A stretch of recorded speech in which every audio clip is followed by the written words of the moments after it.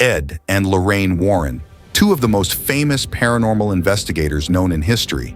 They are well known for solving some serious paranormal cases, some of which we have already discussed in one of our previous videos. If you haven't watched it yet, we would recommend you doing so. This way you can have a better idea of what this couple has achieved. Link is in the description. In this video, we will discuss a few more of these cases and even hear about them from people who were there to witness them.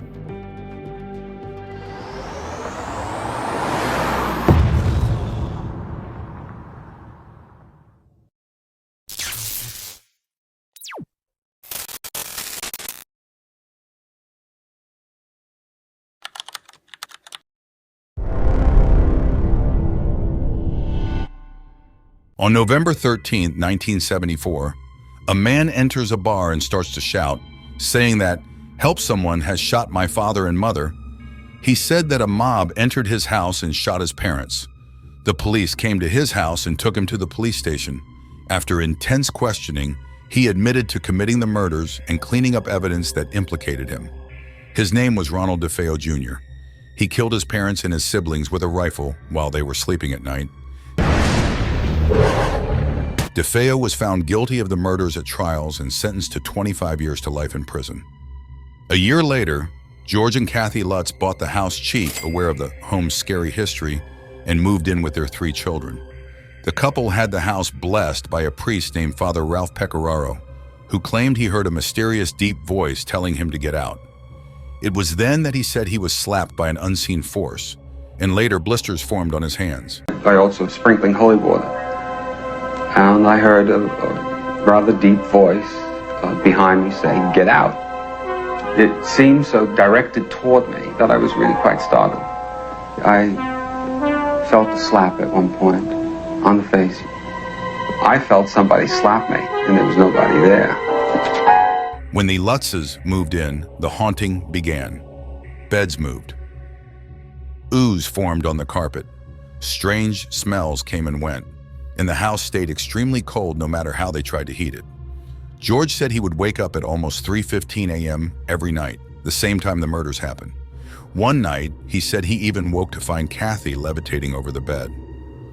Less than a month into living in their new home, the family bailed, leaving everything behind.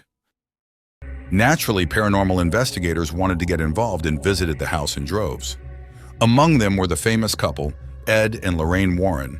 Let's hear about Ed and Lorraine Warren's experience in the Amityville house. Seekers of the supernatural. I'm your moderator, Tony Spera. Tonight, along with Ed Warren and Lorraine Warren, your hosts. Tonight, we're going to speak about a show that I'll bet you everybody in the audience, bar none, knows about. It's a show about a place in Long Island. Amityville, Long Island. Probably the most famous case ever investigated by Ed and Lorraine Warren. And you know, to this day we have people come up to Ed, to Lorraine, and ask them if Amityville was a hoax. They'll come up and say things like, "I knew someone who was in that house. That was a hoax. There's no such thing as ghosts at Amityville." I gotta tell you, I know it was not a hoax. Ed Warren will tell you, Lorraine will tell you, that that house was one of the most haunted locations in all of America back in 1974-75. So, with that, I think we'll start the program by asking Ed and Lorraine how they started out with Amityville, how they got involved. So, Ed, can you please tell us how you got involved the first instance? Yes. Well, of course, we were called by Marvin Scott, who was the anchorman for Channel 5 at the time. But we had met Marvin about a year earlier at a haunted church in New Jersey. Mm-hmm. And he was impressed by our investigation. And we had not heard about the killings in Amityville because Lorraine and I were out of the country at the time. And when he asked us to go there because 6 members of a family were murdered, and then a little over a year later, another family moved in. And this family fled the house after 28 days. Well, of course, this interested both of us. So we went to the Amityville home. We met Marvin Scott with a camera crew. And we were supposed to meet George Lutz, who was going to let us in the house. But George wasn't there. And he made a phone call, and George Lutz said, "The closest I'll come to that house is 4 blocks away. I'll give you the keys at a pizza parlor nearby." Well, we went there. We met George. He gave us the keys, and I'll never forget it. He was sitting as close to me as you are, and I said, remember now, this is the first time I've ever seen the guy. "Mr. Lutz, what happened to you in that house?" Because I really didn't know what happened. And he just looked at me, and he said, "You know," just like that. I said, "No, I don't know." And I said, "What happened to you in the house that you were so frightened that your family and yourself fled out of there?" "You know." That's all Now I he was getting a kept little sick saying. of this. I said, "I don't know. I'm not a clairvoyant. I'm not a medium. I'm an investigator." And I thought to myself, this guy doesn't even want to talk about it. Is he that scared of it? Well, I found out that he was afraid to talk about it. He didn't want to give a recognition. Right. Well, we took the keys. We went to the house. Now, as I just said, I'm not a clairvoyant. I'm not a sensitive. But when I opened up that door and walked in that house, it reeked of death. Not just because of the 6 people who were murdered, the DeFeos, mother, father, 2 sisters, and 2 brothers. And this all occurred on November 13th, 1974, at 3:15 in the morning. Every member of the family was found shot to death, all lying on their stomach, Tony. Now, we'll get into that during the program, but that in itself was unnatural. The police had felt they were drugged. They were not drugged, and they found that out during the autopsy. We walked into that house, and it's my custom, Tony, to go down into the cellar, the lowest part of the house. These are usually the darkest areas. This is where evil thrives. This is where it survives. It hates God's light. It hates the sunlight. It hates any kind of light. So while Lorraine was walking up the stairs with the camera crew, I went down into the cellar. It was a huge place. We'll show pictures of it later. And as is my custom as a religious demonologist, I took out a crucifix, I held it up, and I commanded in the name of Jesus Christ and the blood of Christ what was there to reveal itself. It wasted no time. I never had such a quick reaction, Tony. I felt as though I was underneath a waterfall. That's how terrific the pressure was on my head and shoulders, forcing me down to the floor. Then I felt what I can only describe as hundreds of pinpoints of electricity hitting my body. And as though somebody had taken a hot towel and dropped it over my face, I couldn't breathe. I knew what was happening immediately. I felt it before, but not to that extent. I immediately went into what we call religious resistance, which means that I again commanded in the name of Jesus Christ, the blood of Christ, what was there, to leave and go back to where it came from. Immediately it lifted off.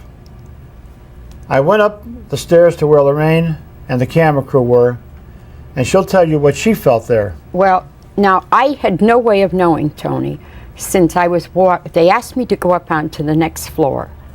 I had just left walking all around on the first floor, and it's in that one room, that wet bar room, the room that you see on the very front of the house, that I stood and could see all of these bodies all lined up. Clear visually. Clear visually, I could see that. That's where the DeFeos were prior to being taken out, you know, to the morgue. And that was horribly disturbing. And I remember I took that relic, a Padre Pio, which no camera person knew I had, and I cupped it in my hands, and I prayed, you know, to him. Right. Now that is the room where the image of him, Padre Pio, it was picked up on film. We probably have a slide of this. Yeah, we're going to have a slide of it, Tom. Now at this point, I'm still on camera, so I'm not looking. I just think Ed is with me, that he is somehow behind the cameras and that he is there. And I start to go up the stairs. Never did I know that he went downstairs. I did not know that. I started to go up to the first landing where the great big window is. And as I did, it felt as if I was standing right under onrushing water.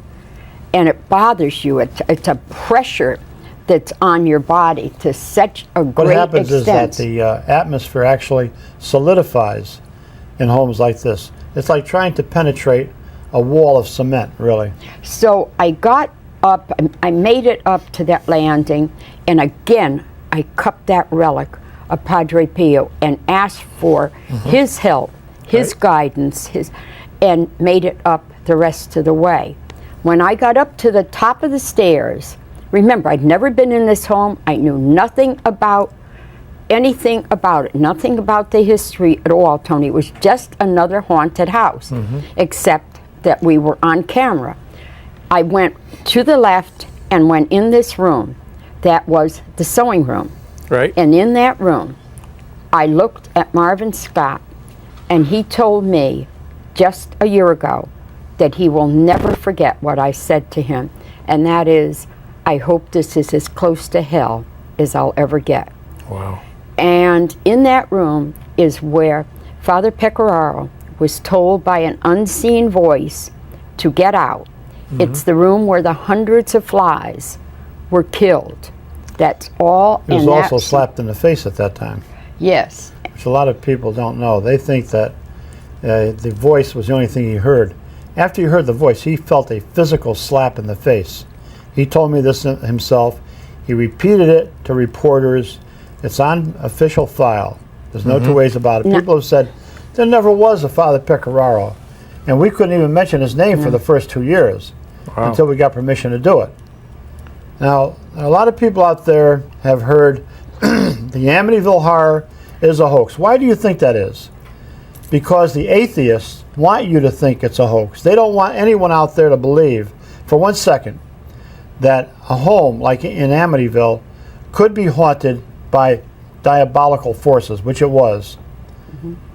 Their aim is to kill any belief that you have. Because if you believe that there's such a place as Amityville and a horror that was in that home, you might believe in a supernatural God. They don't want that. No. You might believe in a devil. They don't want that either, because a skeptical public is the best protection that devils have. And devils do exist. Demons do exist. And 25 years ago, just like in Bridgeport, Connecticut, when we went in on the Lindley Street case, 966 Lindley, I offered a $3,000 reward to anybody, and I'm offering it again.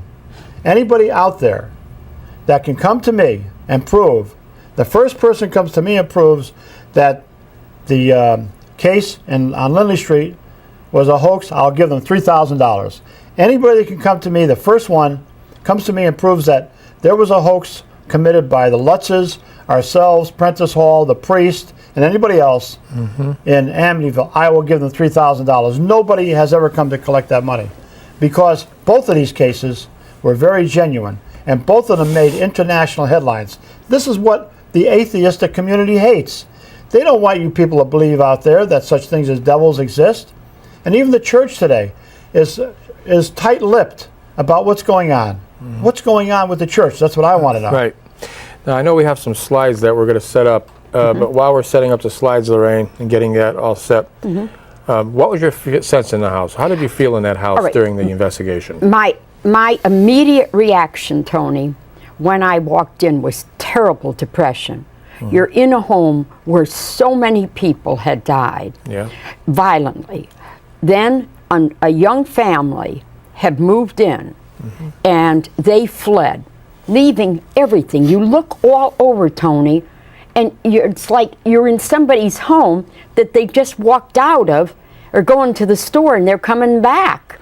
And it was just overwhelming feeling of depression. Everything was intact. Everything. Clothing in the closets, the dishes, the pans, cookware, everything you could, just like you have in your home right now. They left it. They wouldn't take one thing because the priest told them not to take anything out of there with them. Oh, okay, all right. Yeah, he told them not to take I think the slides are almost ready. Now, if we can go to the slides, Ed, did you want to talk and tell us what we're seeing on the slides? Yeah. I think we're going to go to the first one now. As soon as we get to camera one, we'll, I think it's just going to be a slide of the... Okay, That's that of course is a sign of Amityville. And Amityville means friendly village, you know. Oh, it does? Yeah. Maybe that, and Do you know what the latitude of that is? No. 40.666. Really? 40.666. Right where the house is. Oh. Next. Okay, that's the the home. house as it looked at the time of our investigation, of course. Now it's been changed around. Oh, yes. I guess the people, the guy that owns it doesn't want to be bothered, and I don't blame him. Because there are vandals who create a lot of nuisance. But you see, where that car is parked, People magazine reporters also parked their car there. The Cromartie family, who bought the house after the Lutzes fled, from what I understand, there was a deal made with American International Pictures to sell that house for $250,000 to them so they could use it in a movie which was to be made. Well, of course, American International Pictures was not allowed to film there because of the town fathers or the neighbors, and they got stuck with a pig in a poke. And they claimed that it was a beautiful house. Nothing ever happened to that house. There was nothing but good feelings in there. How could you have good feelings in a house where 6 people were murdered Yeah, you couldn't. and 5 people fled? How could you have good feelings? You couldn't. No. But they got into that car there, their car. It burst into flames. When they were walking around in the house, they could smell this foul odor. And they said to Mrs. Cromartie, "What's that stench that we smell?" "Oh, I dropped coffee on the rug about a week ago." You should never drink that kind of coffee, believe me. No. What's the next slide we have, Ed? What's George and That's it, Kathy there's Lutz. George Now, and not too Kathy. many people have seen photographs of George and Kathy. You look at that guy, does he look like the kind of a guy that would run away from nothing? Does he look like some kind of a wimp? No, he does not. And this man and his wife had spent all of their down payment that they got from Kathy's home that she sold and money he had from his business, put it into that house. 28 days later, they're going to flee that and leave everything behind with all their earthly belongings? no, that's- This guy was an ex-Marine. He was a black belt in karate. He hung around with motorcycle gangs. Hey, this guy doesn't run easy, He believe doesn't me. scare easily. No way. He doesn't scare easily. There's George, happier That's- days when they first moved in. They bought the house, you know, on the Amityville River for $50,000. Pretty good price. That was some buy. Was that a lot of money back then, though? It had a pool. Oh, that, yes. It was? No. It wasn't a lot. No, you mean this, to buy a house on the river? Oh, no, Tony. Probably should have been more. Who would Oh, buy a sure. house? Who, except George said, when the dead are dead, that's it. They don't bother you. I mean, it was a lot of money, Tony, but it But not wasn't enough for absorbing it. that house. Yeah, because it had everything. George was an atheist, you know. Yeah. Today he's a devout Catholic. Oh. He attends church daily, and his wife. There's Kathy. There's Kathy in happier days. She was a waitress at that time. Yeah. And this was to be their dream house. You know, Right. this is what they saved for. This is what they wanted. Right. They were newly married. The 3 children, of course, were Kathy's, but George treated them like his own children. Oh, he course. did. He was Of course. very good to the children. And Yeah. there's statues. Now here's my argument right here, ladies and gentlemen. Look at those statues. You know where they came from? Nope. Montreal, Canada, from Yeah. St. Joseph's Shrine. Okay, I heard of that. Mr. DeFeo, who was murdered, the man that was murdered in that house with his family, went 6 months before he was murdered up to Montreal, Canada, brought back a priest who was an exorcist to exorcise that home. Now, if that house wasn't haunted, why did he go up and get an exorcist? Why did he bring him back before the Lutzes ever lived there? Because that house was haunted. Yep. And those statues were specially made for him to surround his house with. And people said, what's this with Mr. DeFeo? He's not a religious person. What's all the statues? He said he had a devil on his back. Ooh. Now, what he was talking about, of course, was his son. Yeah. His son, who he felt did probably come under oppression and possession at times, was into the black arts, was on drugs, and who eventually murdered every one of them. So that's what those statues are about. Okay, next. And here you There it have is. the Amityville River. Look at that property. Okay, look at the Tony. boathouse. There's the house in the background. $50,000, ladies and gentlemen. That'd be like $500,000. That's more right. Than that. More Oh, than yeah. that. On the Amityville Oh, River. yeah. But look at the boathouse. That's the where boathouse in the background. an Indian tribe had kept prisoners, dying prisoners, went mad, starving. And, you know, tragedies like this draw inhuman or diabolical spirits, because they love to see human misery, human tragedy. And I believe that's where it all started. But George also had a brand new boat in there, brand new, with $500 worth of tools that he left behind. And his motorcycles. 2 motorcycles, custom made. Wow. A man like that doesn't leave all that behind. No, absolutely not. No. Look at That's at the kitchen, look how right? it looked, Tony. That's the kitchen. In other words, the plants are there where she had watered them and left them on the counter Yep. to drain. The dishes from supper are right in the sink. Wow. That And they the- were just like that when you went in to Yes, investigate later. exactly. Just exactly that way, Tony. They fled that house. Oh, yeah. They were That's- frightened. Just exactly We've that seen- way. Hundreds of other people just like them. This is nothing new to Lorraine and I. You know, for every Amityville that gets publicized, like the Smurl family, the Gooden family, there's 500 that never reach the public. Oh, yeah. So this here is not unusual to And see homes Tony, like this fled. I remember these bolts of Now, material. who's that in the middle? Me? That's Jim Brolin. I know. I understand Yeah, that. that's James Brolin. That. And that's you, and who does his wife next to him? No, that's a girl that he had just met, and they were dating at that time. He was leaving, we were leaving that day for Australia, Ed and I, and he was leaving the next day, and he wanted so bad to go with us, but they couldn't change the flights. Well, you know what he told us? He would go over to the Amityville home, he'd park out in front, and he'd look at the house, and he thought, I'd like to go over and knock on the door and see if I get in. But then again, he said, no, I'm not going in there. He Really? wouldn't go in because he was frightened. He was, yeah, he didn't want to subject himself to that. What a wonderful Nice person guy. he was. He's a nice guy. Oh, Nice person. really I nice like him. guy. Very nice guy. Now, what's that? Now, that's the 2 camera guys? cameramen that came in. Both of these men knew combat assignments, Tony, both of them. They had such severe heart palpitations Most of the men did. in that house that they got down on their knees on the floor in the house.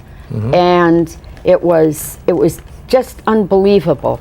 Do you know, Tony, that all of the men, men, not women, Yeah. all of the men going into that house have all died of heart-related problems. Except Ed.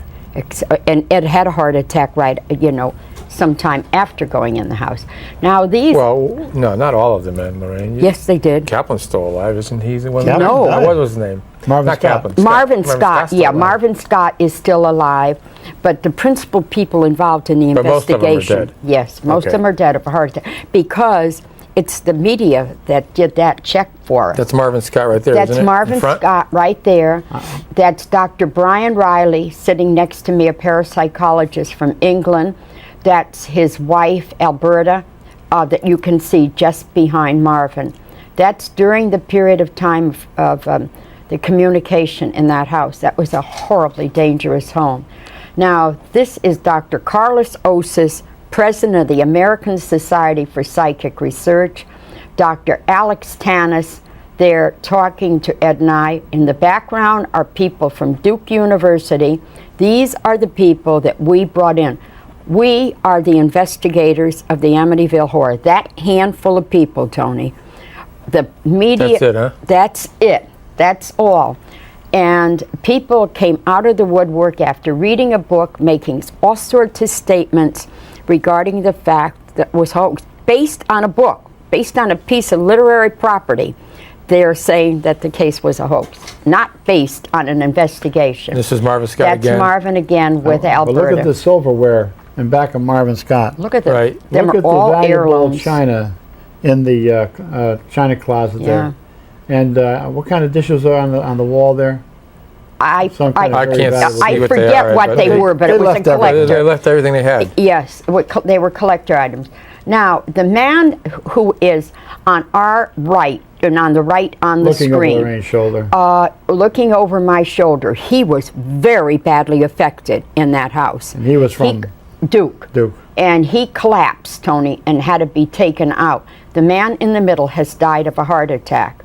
Really? Yes. Oh, boy. Yes, he had died of a heart attack. Now, Missy's bedroom. this is Missy's bedroom. Are you aware that the children and George and Kathy slept in the very beds that the DeFeos were murdered I in? heard that, yeah. The only thing changed were the mattresses. That is the furniture of the little girls, and that's the room where Missy slept. But look Now- at the rocking chair. George and Kathy would hear a voice coming, and they'd peek in through that door over on the right. And they'd see that rocking chair going back and forth by There's itself. nobody in it. Nobody in it. And the they'd little come in girl. and see what they described as red eyes looking in through the window over there. And the little girl would talk to that. Now, this man was one of the parapsychologists with the group, Jerry Solfin. He now has his doctorate in parapsychology, and as far as I know, is still at John F. Kennedy University. Okay. Another shot. See where the sign is, where it had the sign there? The pole, yeah. Tony, the sign read High Hopes. That's What? it? Yes, You how see sad. you see where the boathouse is down there? Yeah. One night, George, Kathy, and the 3 children were watching television. They looked out the window there, and they could see again the red eyes that they described as Jody the pig. He ran out, George. He looked, and it was snowing lightly. And he could see hoof prints, leading down to the boathouse. Mm-hmm. He went down there, and the door was damaged, as if somebody had smashed into it. Now, people said, well, there was no snow called for that night. The Weather Bureau didn't call for snow. The Weather Bureau is never wrong, are they? But did you ever see it snow on one side of the town and not on the other side? Sure, Yes, sure. positively. So they picked on little things like Little this. things, they grabbed it. Yes. Again, these are shots. Oh, there's the master bedroom. Now, there's the bed where Mr. and Mrs. DeFeo were shot to death in. And to sit on that bed, Tony, was absolutely horrible. I sat was? on the edge of the bed in that room.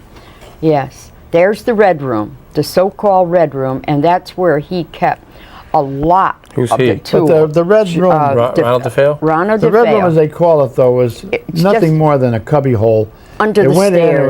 was about maybe 8 feet long by 4 foot wide. But this is where he kept a lot of the things that he used in black his magic. craft. Yes, that's where he kept them.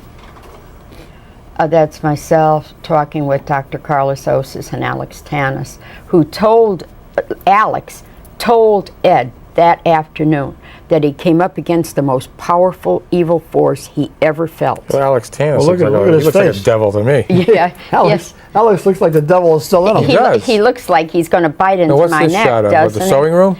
This is the sewing room, Tony. There's the room where I looked at Marvin Scott and said, I hope this is as close to hell as I'll ever get. And that's the room where the priest had told the voice told him to get out Okay, now what's this? and was slapped in the face. We only got 3 minutes left, so I want to get more of these slides Oh in. yeah, all right. And this is what going up the stairs. You know what I'd like you to spend the 3 minutes on, Tony? That polygraph test. You would? Yes. Yeah. I That's think we should very, have very pictures right important. now. Okay, This so what is we'll made do by is the we'll chief- shut off the slides, and then we'll go to, I have this, Now, this ladies is a and gentlemen, document. This is a document. You want to explain it? You want to Yes. explain? This is a document from Mr. Chris Gugas, who was president of the Polygraph Association of America at the time of the hauntings in the home in Amityville. He had tested both Mr. and Mrs. Lutz and another polygraph expert.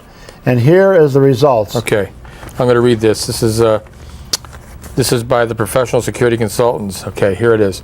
Regarding George and Kathy Lutz, dear Mr. Moses, on June 19, 1979, a polygraph examination was conducted on George and Kathleen Lutz at this office.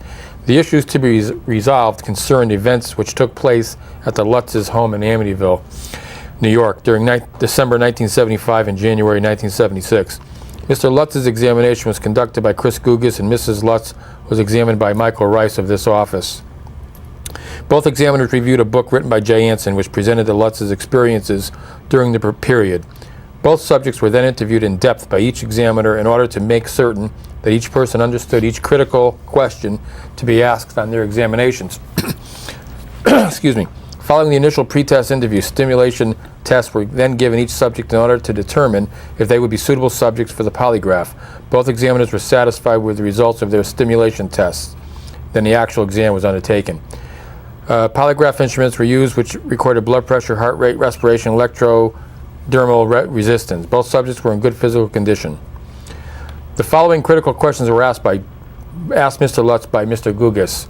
Are the details you gave me on your frightening experiences at the Amityville house true? The subject answered yes. When you fled your Amityville house, were you in fear of your life and the well-being of your family? The subject answered yes. After leaving Amityville, did you and Kathy both levitate at your mother-in-law's house? The subject answered yes. During your 28 days in Amityville, did you experience unexplained flies and disturbing odors on several occasions? The subject answered yes. At the Amityville house, did you hear what sounded like a marching band tuning up in the middle of the night? The subject answered yes. A total of 4 charts were made, which included irrelevant and control questions as standard procedure of the polygraph. It was noted that Mr. Lutz's blood pressure tracing revealed extra systolic heartbeats as a regular pattern throughout his exam. This does not affect his examination in the final evaluation. This condition is not unusual for persons with strong athletic participation. After reviewing the charts containing the above critical questions, it is the opinion of Mr. Gugas that Mr. George Lee Lutz answered truthfully to all of his critical questions asked in his examination. There's another one given to Kathleen Lutz that gives similar results. Don't have time to read it. After Mr. Rice evaluated Mrs. Lutz's charts, it was his opinion that she answered truthfully to all the critical questions listed above and that no deception was indicated to any of those questions. Respectfully submitted, Chris Gugas, Polygraph Examiner, member, American Polygraph Association. Michael Rice, who did Mrs. Lutz, Polygraph Examiner of the California Academy of Polygraph Science. This is a document, personal and confidential, that was obtained by Ed and Lorraine Warren. Amityville case is labeled as the most famous case of Ed and Lorraine Warren. Ronald DeFeo Jr., who was the man behind these murders, died in 2021 while serving a life sentence in a prison in New York. To this day, no one knows the reason behind those murders, as Ronald DeFeo Jr. has changed his statements multiple times. You can watch our Amityville video if you want to learn about the detailed version of this case. Link is in the description. On to the next case.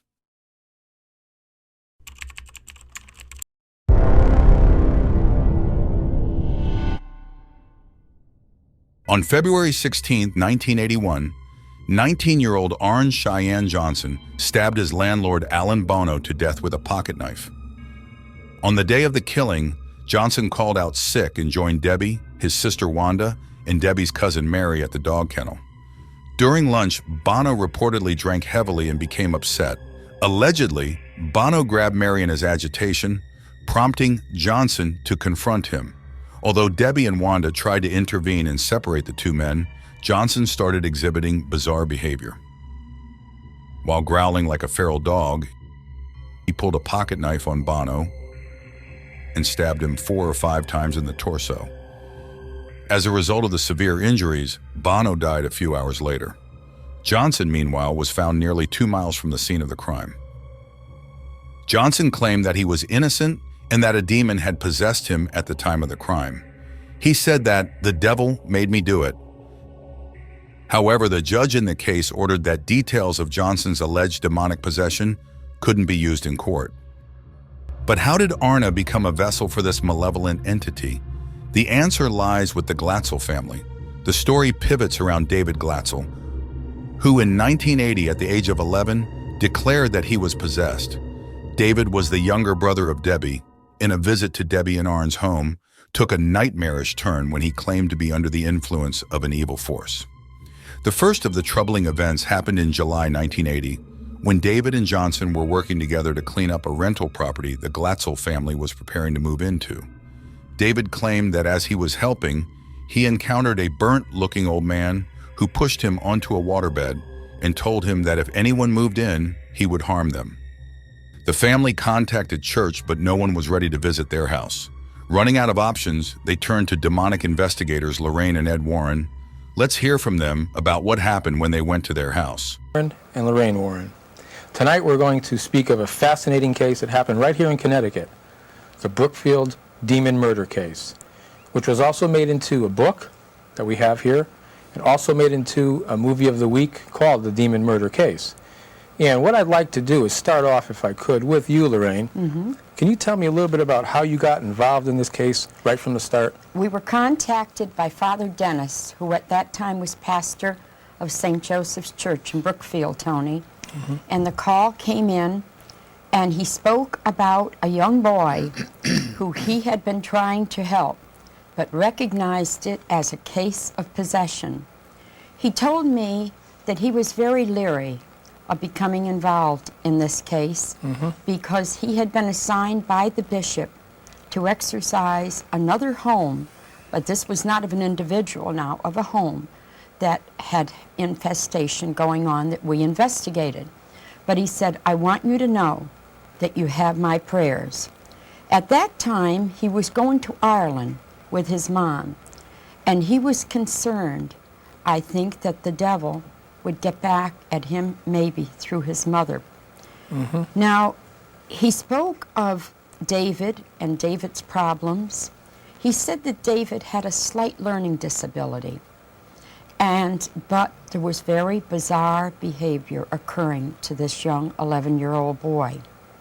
When he mentioned about the boy's problem with a learning disability, we had contacted a doctor in Trumbull, Dr. Giangrasso, and asked him if he would be willing to go to the home with us that night.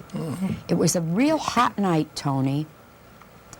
And the reason we asked Dr. Giangrasso was because he too had a son with a similar problem. And we felt that if there were a type of medication maybe that David would be on that might have been causing it, that he would recognize that.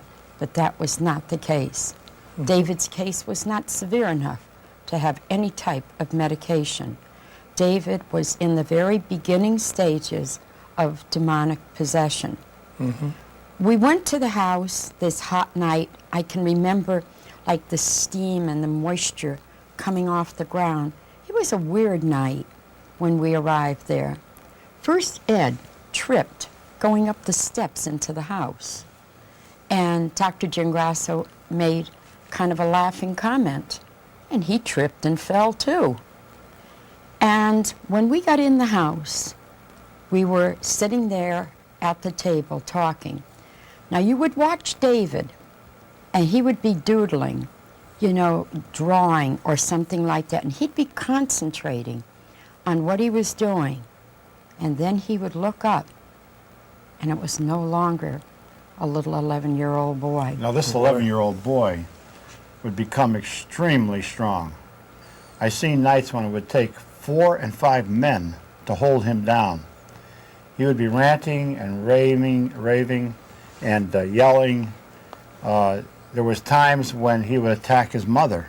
Now this boy loved his mother. He loved his father. And at one time he actually broke the mother's nose, I believe. Arnie Johnson, who was a young man that was engaged to his sister, Debbie, would help every night to control the boy. He'd come home from work. He was a landscaper, worked very hard, and he'd have his supper, lay down, but then just around 11 o'clock was when this would occur to David. As Lorraine said, all of a sudden you'd look at him, he was normal. The next second, it wasn't David anymore. And this would go on until the sun came up. The boy would roll around, he would go into fits.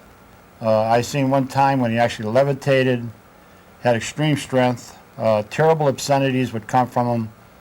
And Arnie Johnson, who was a young man, who I would call probably an all-American boy. He loved sports.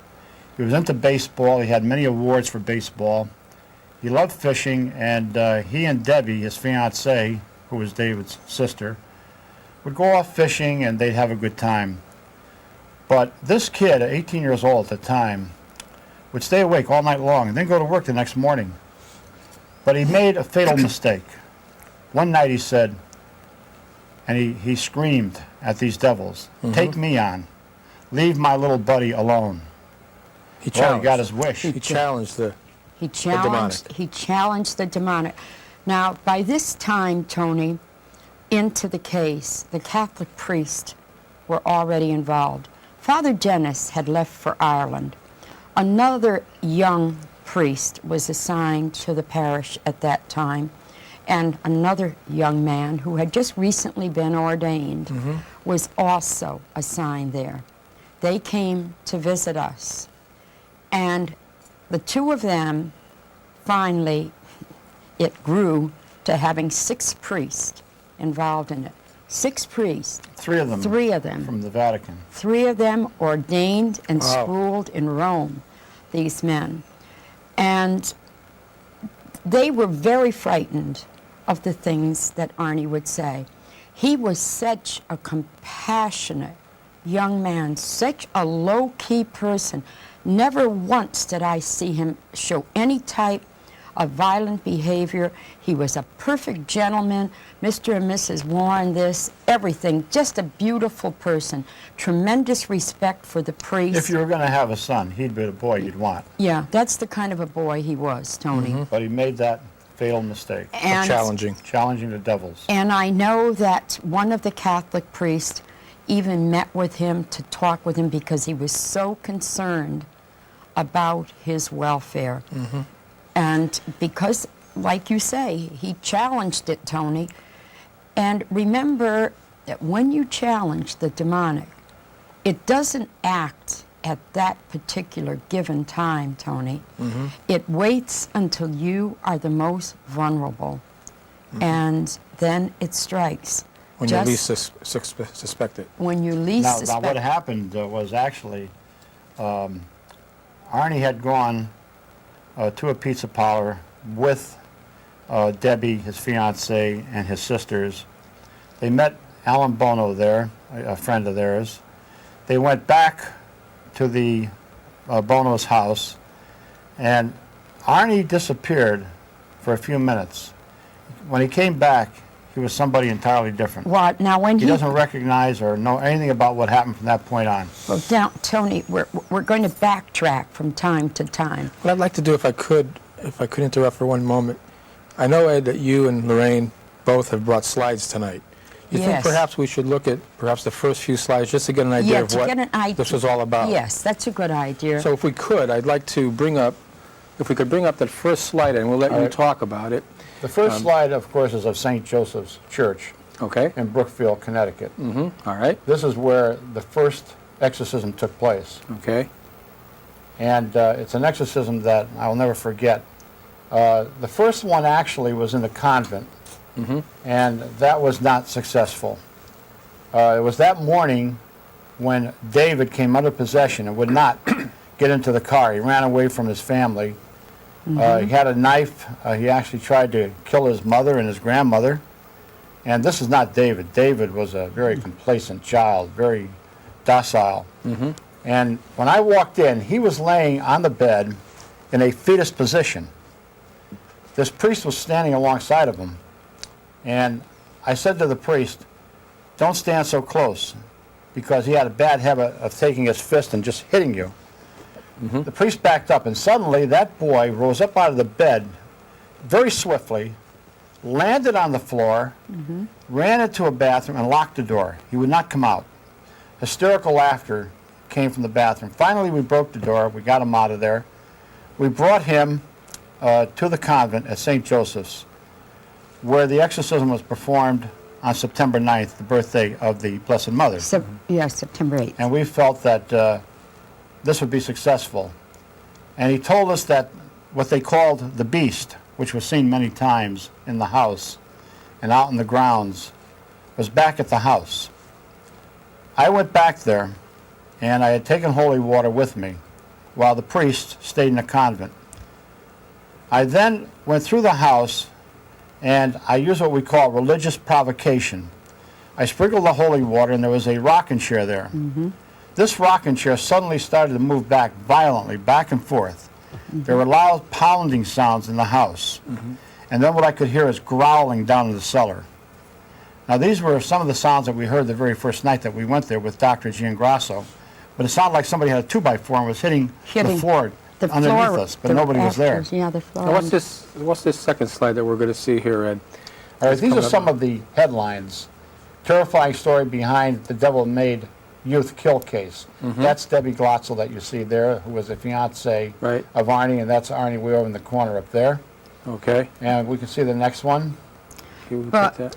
Okay, they're showing you Yeah, as the they're showing- investigators in As the the case. investigators. Now, what year did you say this was? 1980 that we became involved in the case, Tony. But, you know, one thing that we have to stress that's very important is that we knew it was inevitable that there was going to be a tragedy. We knew it. We even notified the police. Because of the violence. And Lorraine did notify the police, Chief. What did they have to say about it? Well, there was nothing we could do in advance. In other words, the- before the fact, there's Before nothing. the fact, Right. there was nothing they could do except watch and go to the calls whenever they would happen at the home. But all the priests knew it. It wasn't just myself. It was all of the priests who were well aware that it was inevitable there would be a tragedy. But never, ever did we think it would be Arnie Johnson. Now, keep in mind that we had psychiatrists look at this boy. They told us, point blank, the boy was not mentally ill.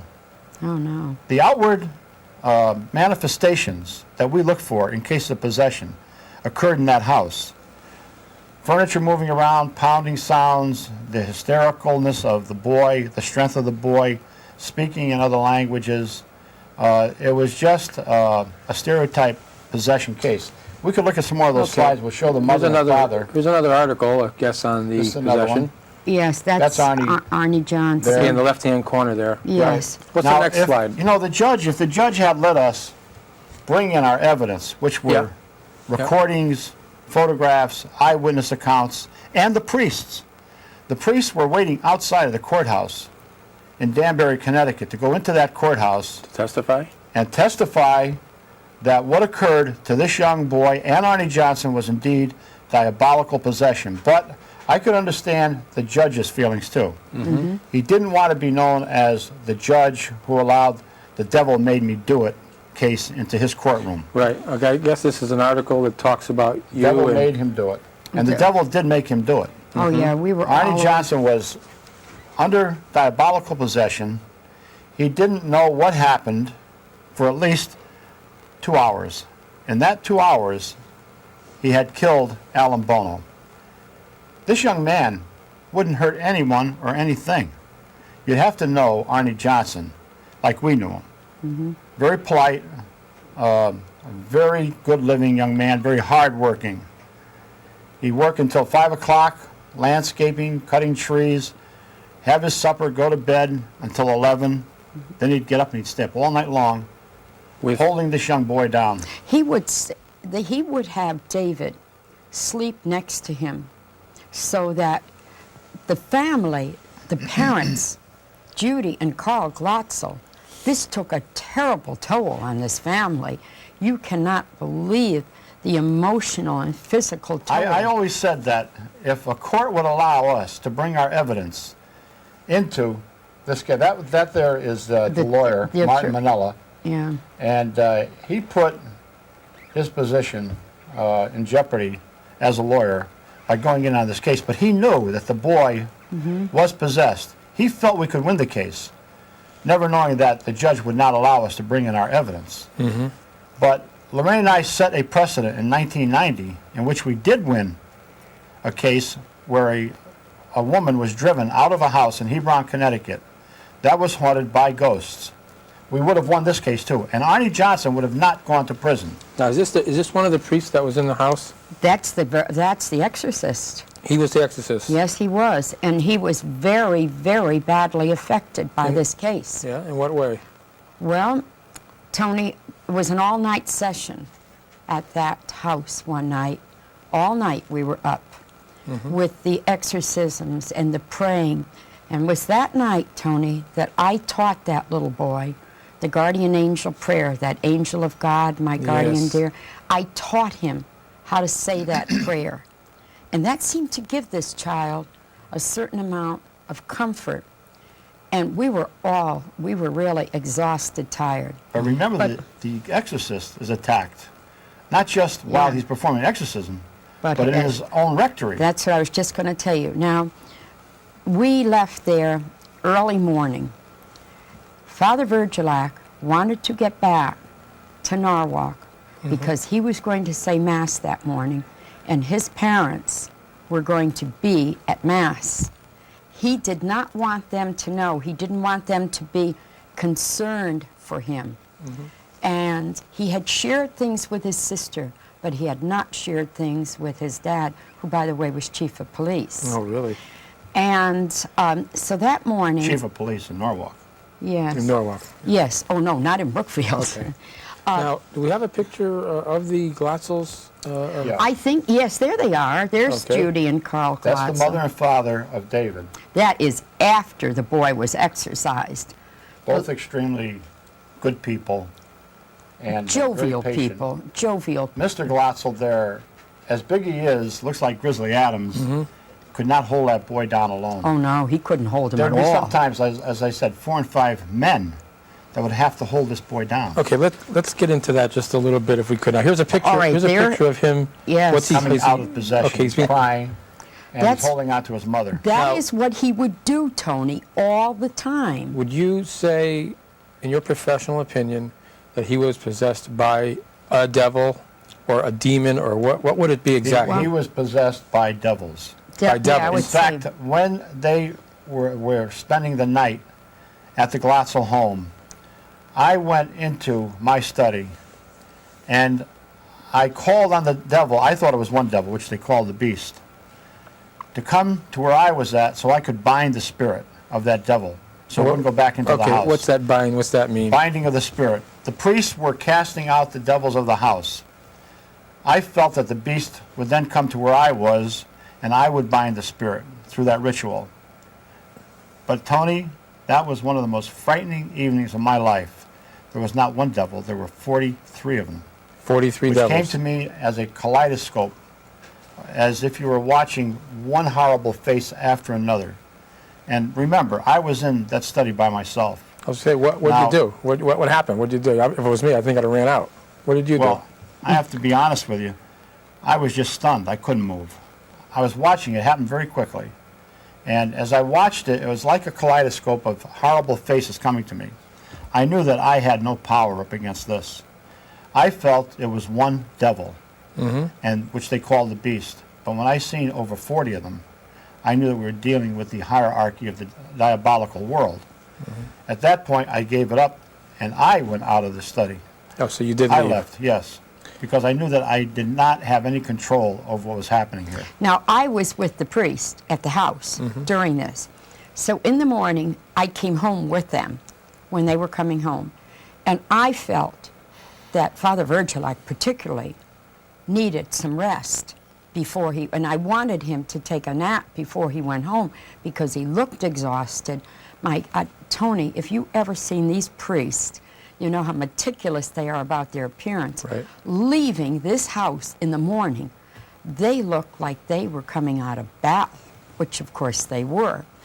But he related to me that day, coming home, how when he woke up this morning, that his pillow was soaked with blood. Now, the blood that she's speaking of is called an apport through teleportation. This is meant to frighten the priests. It's meant to frighten us so that we would stop our investigation. But we understand and know the powers of devils. And fortunately for us, we have some type of protection, which I think comes from when I was a boy yet, the Blessed Mother, Padre Pio, whom we pray to all the time. And without this protection, this angelic protection, we wouldn't be sitting here talking right now. This next slide, Ed, what is this of? This is the convent Now, where in Brookfield of St. Joseph's, where the first exorcism was performed, which was unsuccessful. It was at this time that I left the convent because nothing was happening and went back to the the Brookfield house. farmhouse. And this is where the rocking chair was going back and forth, and I heard the growling sounds and the pounding sounds. now, Tony, I don't want you to think that that blood on the pillow was the priest, because it was not. That was not his own blood. He was not bleeding. That was an apport, something that had dematerialized at one point and reappeared at another point. That's was, in this case, I really think meant to terrify one of the him. frightening things that occurred to Arnie and Debbie they would sleep on the floor Oh, yes. next to David. If he woke up, then they'd be there to control him. And what they seen and described was a bone-like hand that came up through the floor, green, and an arm. Now, again, these types of things are meant to frighten. Because They when do. a person becomes frightened, they will throw off psychic energy into the atmosphere, which a negative force will use as a fuel to manifest itself more. Okay, now where exactly did the exorcism take place? Oh, there's a slide right here. Is that the church? That's it. Yes, it is, Tony. That's the church. And the doorway that off to the right. The basement. See, they now have a new, very beautiful church. The church in... That's the church in Brookfield. That was the first church. There's another one there now. There's another beautiful Okay. church, and it was down in that basement, which was adjacent to the school. Now, Tony, after the exorcism had been performed there, they knew they couldn't do it anymore. There was so much noise and so much violence during that exorcism that it was even heard in the elementary Catholic school. Well, the doors in back of the church would open and close. The pews were actually moving, which are bolted down. Hymn books that were in the seats next to us flew off the seats. The boy broke away from two of us and attacked the priest. And attacked the priest. So Now, what is this next slide I of wanted to it? show this. Oh, this is Debbie. Debbie with and Lorraine. I, yes, that's And Debbie. we're at the shrine in Brookfield right there. That's Okay. David's sister. Right. We would go I there brought a a model lot. with me of a dinosaur here. You did. And this model, dinosaur, had just been completed by David, the young boy who was possessed. And if we could close in on that, as he finished with this, suddenly it started to walk on of its own volition toward the family. That plastic And dinosaur this started to walk. plastic dinosaur, and and a deep, gruff voice came out of it and it said, "Beware, you're all going to die." And you know, one time we were at the church there, we were showing a group of people where the exorcism took place, and a man was taking recordings. And on his recording, he got the same deep, gruff voice which said, "Why are you here?" Yeah. Oh, he boy. was, we were explaining, we were talking to a group, Tony, and this man was recording what we were saying about the Brookfield case when Okay, that had so occurred. this case, Now that animated, Tony. that It walked. actually walked. It That actually walked. walked. Family. It doesn't. The thing isn't movable like You know, that. I seem to remember you speaking of a similar incident in the Amityville case. Is that true? Am I That thinking was of the the correct? lion, the ceramic lion. Yes, the Now, ceramic. why would that teleport. happen? Is that just to scare everybody? Why would? It's to frighten people. It's to frighten them, as I said earlier, because as you become frightened, you throw off this psychic energy. Devils, demons, evil spirits can use this as a fuel to manifest more phenomena. They And- need some kind of energy, and that's the energy. And you know, David, the voices that he would hear when he was under possession, Tony, they would tell him things. For instance, they told him that Arnie Johnson was going to fall out of a tree. And Arnie did fall, but thank God, you know, he wasn't badly hurt. And the beast, as they called him, also told the boy that at the end of the trial, the last day, the lights would dim down in the courtroom. And they did. And They did dim. So what was the outcome of that trial? Well, the outcome was that Arnie we couldn't use the defense of the devil made him do it, so I think it was manslaughter. Yes, And, because he served very Arnie little got time. 4 years, but I think he only did 2 years of that. And You couldn't keep a young man like this in prison for something he didn't do. No, and his behavior was excellent. But Tony, him and Debbie were married in prison. oh, they were. They were. They have a business together. They live Today. in Milford today. They They're have happy. They have two sons. They're normal. Everything's normal. Oh now. very yes. normal. Oh, they're Now, very how about normal. David? Is David doing okay? David works with his dad. Very normal, and Yeah, he's he's a fine. young man today. I guess soon to be married or whatever he's going to be doing. Yeah. If we could digress for just a minute. Now, I know when we first started talking about the case, Yes. I meant to ask, but I forgot. What is the reason that David Oh, yes. was possessed in the first place? The reason David became possessed was because his mother and sister, unfortunately, were fooling around with witchcraft. They met a group of people in upstate New York while they were snowmobiling, and these people, from what we understand, were into satanic activities. Had them go back to their house that night, and for some reason, they turned on the mother. And when Debbie and Arnie at home were looking for a rent, the first time that the beast made itself known was in this small house in Brookfield, where David said that something pushed him onto the bed, and he could see an old man. And the description was a very horrifying description. Well, he said that, this is how he explained it. He explained that this man was standing there. He told about the plaid shirt the guy was wearing, told everything about the guy. But that night, what he could see in that house appeared in the Brookfield home, their own home. Only now, this little 11-year-old kid, this is how he put it, he was there again in my bedroom, but now he looked all burnt, and he had feet like a deer. Hoofs. Oh boy, that's an amazing case. Johnson was charged with the murder and went to trial on October 28, 1981. On November 24th, Johnson was sentenced to 10 to 20 years in prison, although Johnson was behind bars for just 5 years before being released. While in prison, Johnson married Debbie, received a high school degree, earned several other educational certificates. Johnson and Debbie stayed together and had 2 children. Debbie passed away recently. The Warrens stuck to their story that the devil was involved in Bono's murder. The Conjuring Devil Made Me Do It was based on this case. Hey, I'm going to be your host for the last 2 cases. Up next, we have the Union Cemetery case.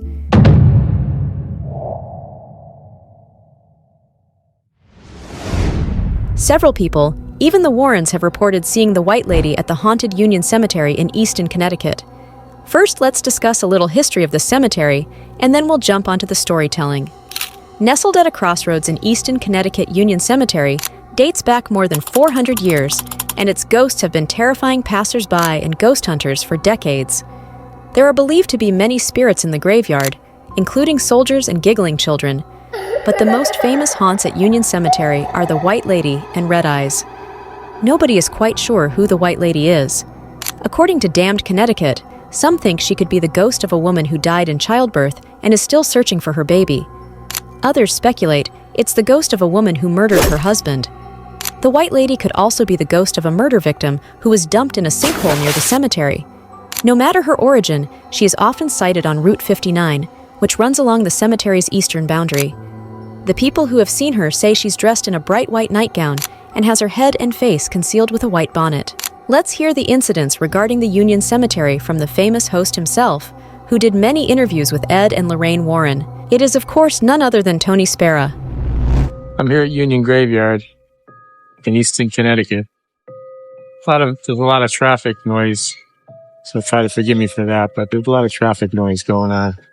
But this is the graveyard that the White Lady's been spotted at many, many times. Many, many times. It's a small graveyard. I'd say it's only about an acre or 2 acres maybe. And it's very quiet here except for the noise of the cars that are not that far away. But Ed Warren, back in 1990, actually captured the White Lady on film. I'm walking inside the graveyard, which would be a no-no at night. If you do it at nighttime, you're gonna probably get a trespass ticket. Let me tell you the story about Ed Warren. What he did. He heard about the White Lady from Rod Vesey, a young man about 25 or 30 at the time, who was coming back from Home Depot. And when he was coming back from Home Depot, he's driving along Route 59 there that you can see. That's Route 59. It comes from Monroe into Easton. And he was driving back from Home Depot after the 4 to 12 shift. And I think he said it was about 1:45 when he was coming by here. And as he drove by, it was September 1990, as he drove by, he felt the presence in his passenger seat. So what did he do? He looks over. He sees a guy, in his 60s maybe, with a short stubbly beard and like a crumpled hat, he said, dressed in like 1940s garb. So Rod did a double take, looks back at the guy, couldn't believe what he saw. Looks back, the guy's gone. Rod turns back towards the road, and what does he see? He sees the white lady about 35 yards in front of him, dressed in a white gown and a veil. And she's standing in the middle of the roadway, and she puts her hand up as if to say, stop. And he was about 35 yards away from her, going about 30 miles an hour. And when he did this, hit the brakes, he said it was like she just jumped forward really quick. It was like right there at the car. And then he said he felt a wisp of wind go by his right ear. And that was, he said, I knew it was a white lady going through the car. He looks back at the road, and there's, on his side of the road only, is like somebody took a paintbrush and painted a red stripe down the road all on his side, but it filled that side of the road for about 300 feet or so. It shook Rod up so terribly that when he got home that night, he awakened his wife and said, I can't believe what I just saw, and told the whole story. And he was sobbing to her. And his wife said, what are you crying about? And he said, I had an intense feeling of sorrow about this woman. I don't know what it is, but I felt really sorry for her and sorrowful compassion for her. So she said, why don't you call Ed Warren in the morning? He lives right here in Monroe, because Rod was from Monroe also. He called Ed. Ed took an interview from him, brought the young man to his house, and had an interview with him. And then Ed decided to try to capture the white lady on film, and that's what he did. He came into this driveway here and drove in about this far, right about here. And he parked his van. He had a camper van, Ed. He set up his tripod with his, rudimentary VHS camera back in 1990. It's a big giant thing. And he set it up right outside the van. And he said he was here for 7 nights in a row from about 9 p.m. to 6 a.m. He was like sleeping in the van, and if he heard anything or whatever, he'd jump out. But the last evening he was here, he heard the whimpering of a woman, the sound of a woman whimpering. So he gets out of the van and looks. He sees the white lady approaching, dressed in white, through the gravestones here. And this is one of the gravestones that she flipped through, this one right here, the tall one. And he looks in the viewfinder to see, because he just turned on his camera. And he looks in the viewfinder. He doesn't see the white lady. He doesn't see her. He looks back with his naked eye, and he can see her again. Then he described what were like black little half-sized ghosts, like half the size of the white lady, maybe 3 feet high, if that. Like he called them, like they look like black poodles jumping on the left side of her. And trying to direct her away from Ed because she was coming straight for him. And then she vanished. She just disappeared. And that was something that Ed was like so remarkably stunned by, because this graveyard is only about 3.5 miles away from their house, from Ed's house. Ed used to say, I traveled all over the world looking for ghosts, and there was a fantastic image of a ghost that I captured on VHS film only 3.5 miles away from my house. But that's not the end of the story, because later, months later, Glenn Pennell was driving down in his pickup truck on Route 25, which intersects about 3 miles up the road, right near Ed's house. He's driving down Route 25 with an off-duty police officer, and Glenn was a fireman. They were responding to transformer fires that were appearing, that were burning because of a bad storm, rainstorm. So as they were driving, they went by Stepney Graveyard. That is the graveyard that Ed and Lorraine are buried at right now. Stepney Graveyard. And they're driving by it. And as they're driving by it, the police officer, the off-duty police officer, says to Rod, I can't get it straight, says to Glenn Pennell, watch out for that lady. And Glenn says, he starts to say, what lady? When boom, he hits this lady dressed in white with his pickup truck. He jumps out of the truck, But unbeknownst to him, there was a woman in another car following the pickup truck. She pulls behind Glenn, starts yelling at him and the cop. Didn't you see that lady in the road? What's wrong with you guys? And they're looking around. They're saying, what lady? What are you talking about? There's no lady. We don't see a lady here.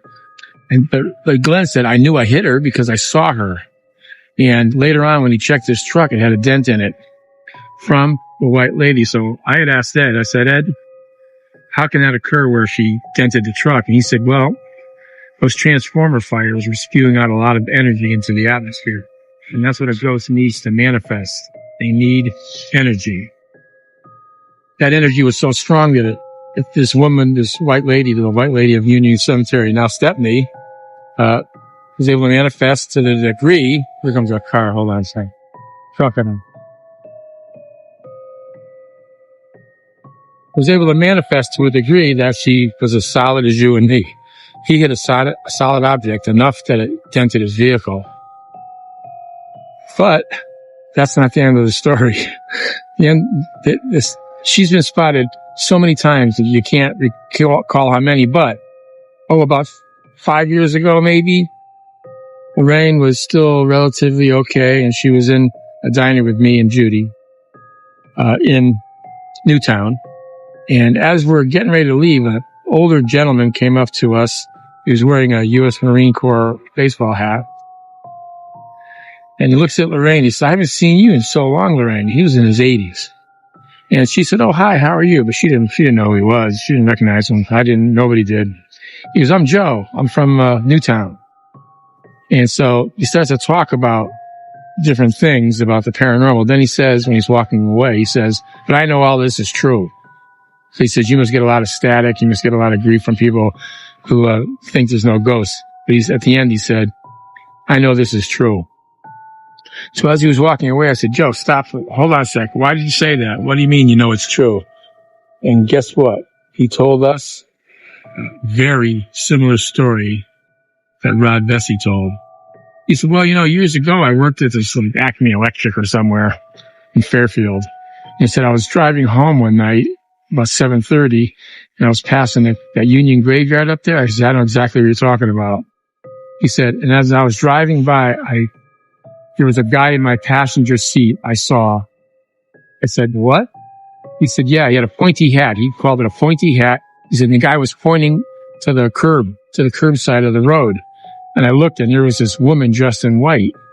He said, I drove by, and I don't know if I hit her with my bumper or not, but I just kept going, and there was pink on my side of the road. So he's telling almost the same story. I said, what do you mean, you think you hit her? He goes, I don't know. I said, it was just so weird.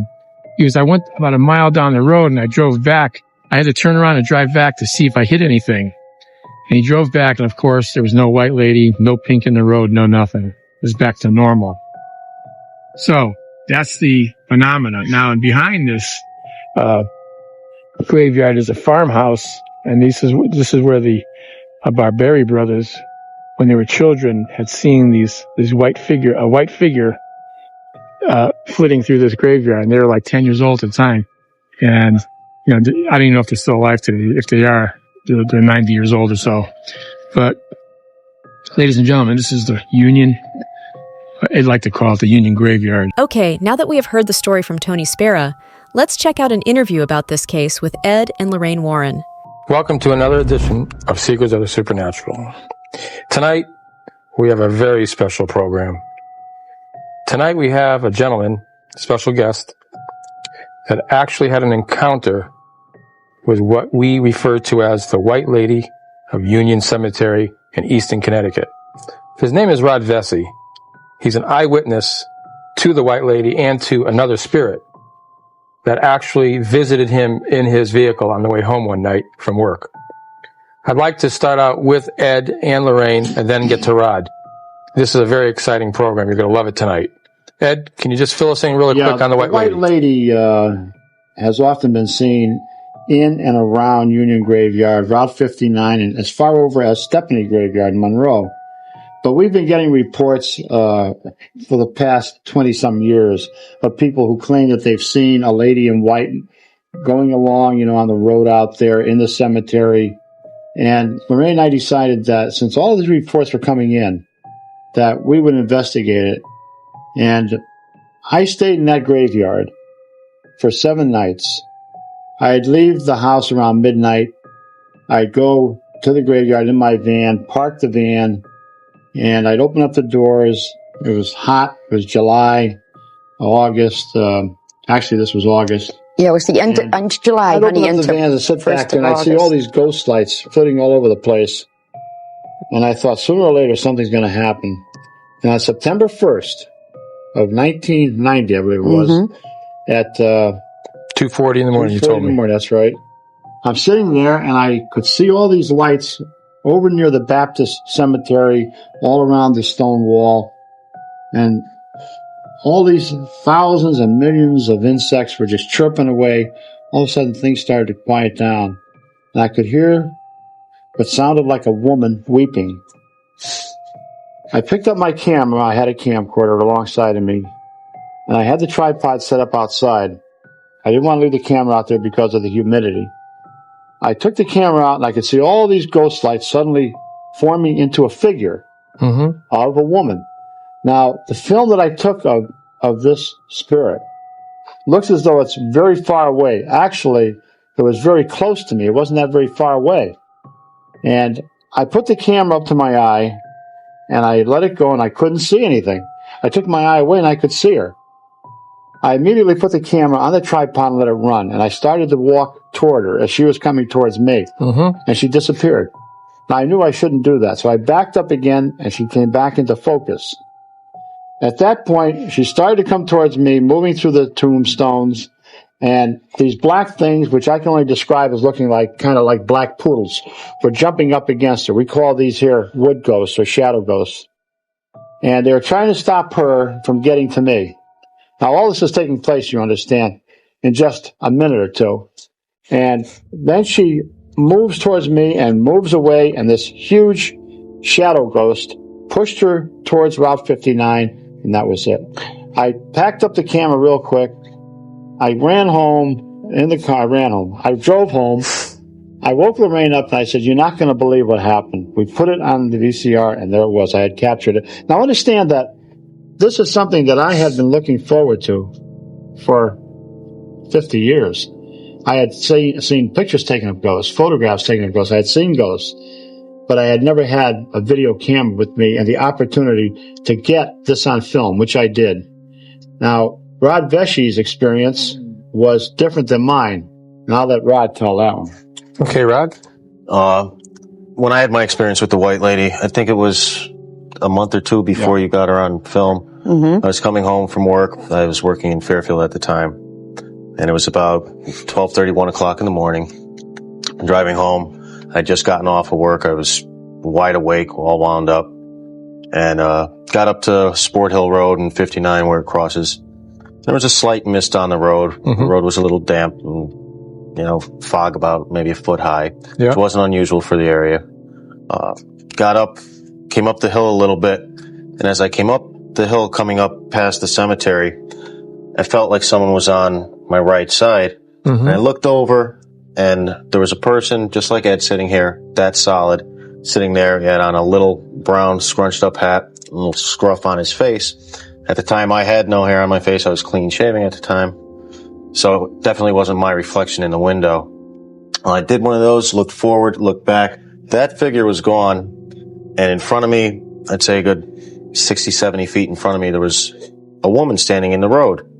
I tapped on the brakes. I didn't jam them on because the road was a little slick. Okay. And as soon as I tapped on the brakes, she went from about 70 feet out to right in front of the car. And the thing that I remember the most was her hand came up in a motion like that, like up and that way, sort of like she was not trying to grab me, but she was reaching out.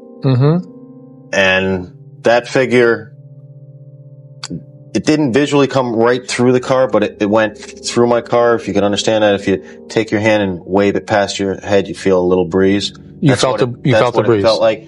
I don't know if I physically felt a breeze, but I felt something go by me. Like a whoosh, like kind of thing? Exactly. And after that happened, I looked in the rearview mirror. There was nothing behind me. And in front of me, the road turned like a deep cranberry red, just my lane of the road.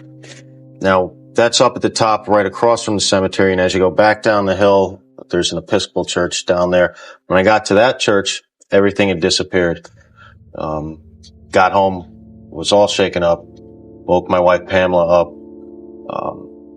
explained everything to her, and I was really nervous. I have 2 children, Kaylin and Marissa, at home, that I thought, God, what if this thing followed me home? Is it going to be after my children? You're concerned. It was a week or 2 after that my father-in-law had seen an article in the local paper about the Warrens doing some work up at Union Cemetery.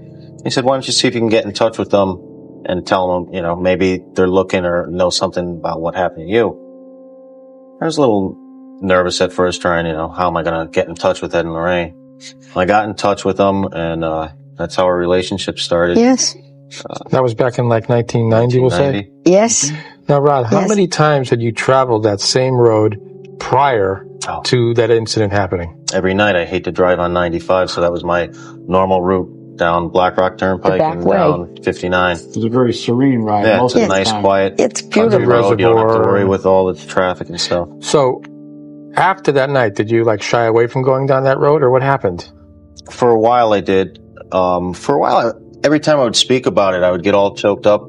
I'd get this tight feeling in my chest. Intense sadness would come over me. At times, it would even bring me to tears. I would well up. And then, you have to understand, this was 6 years ago.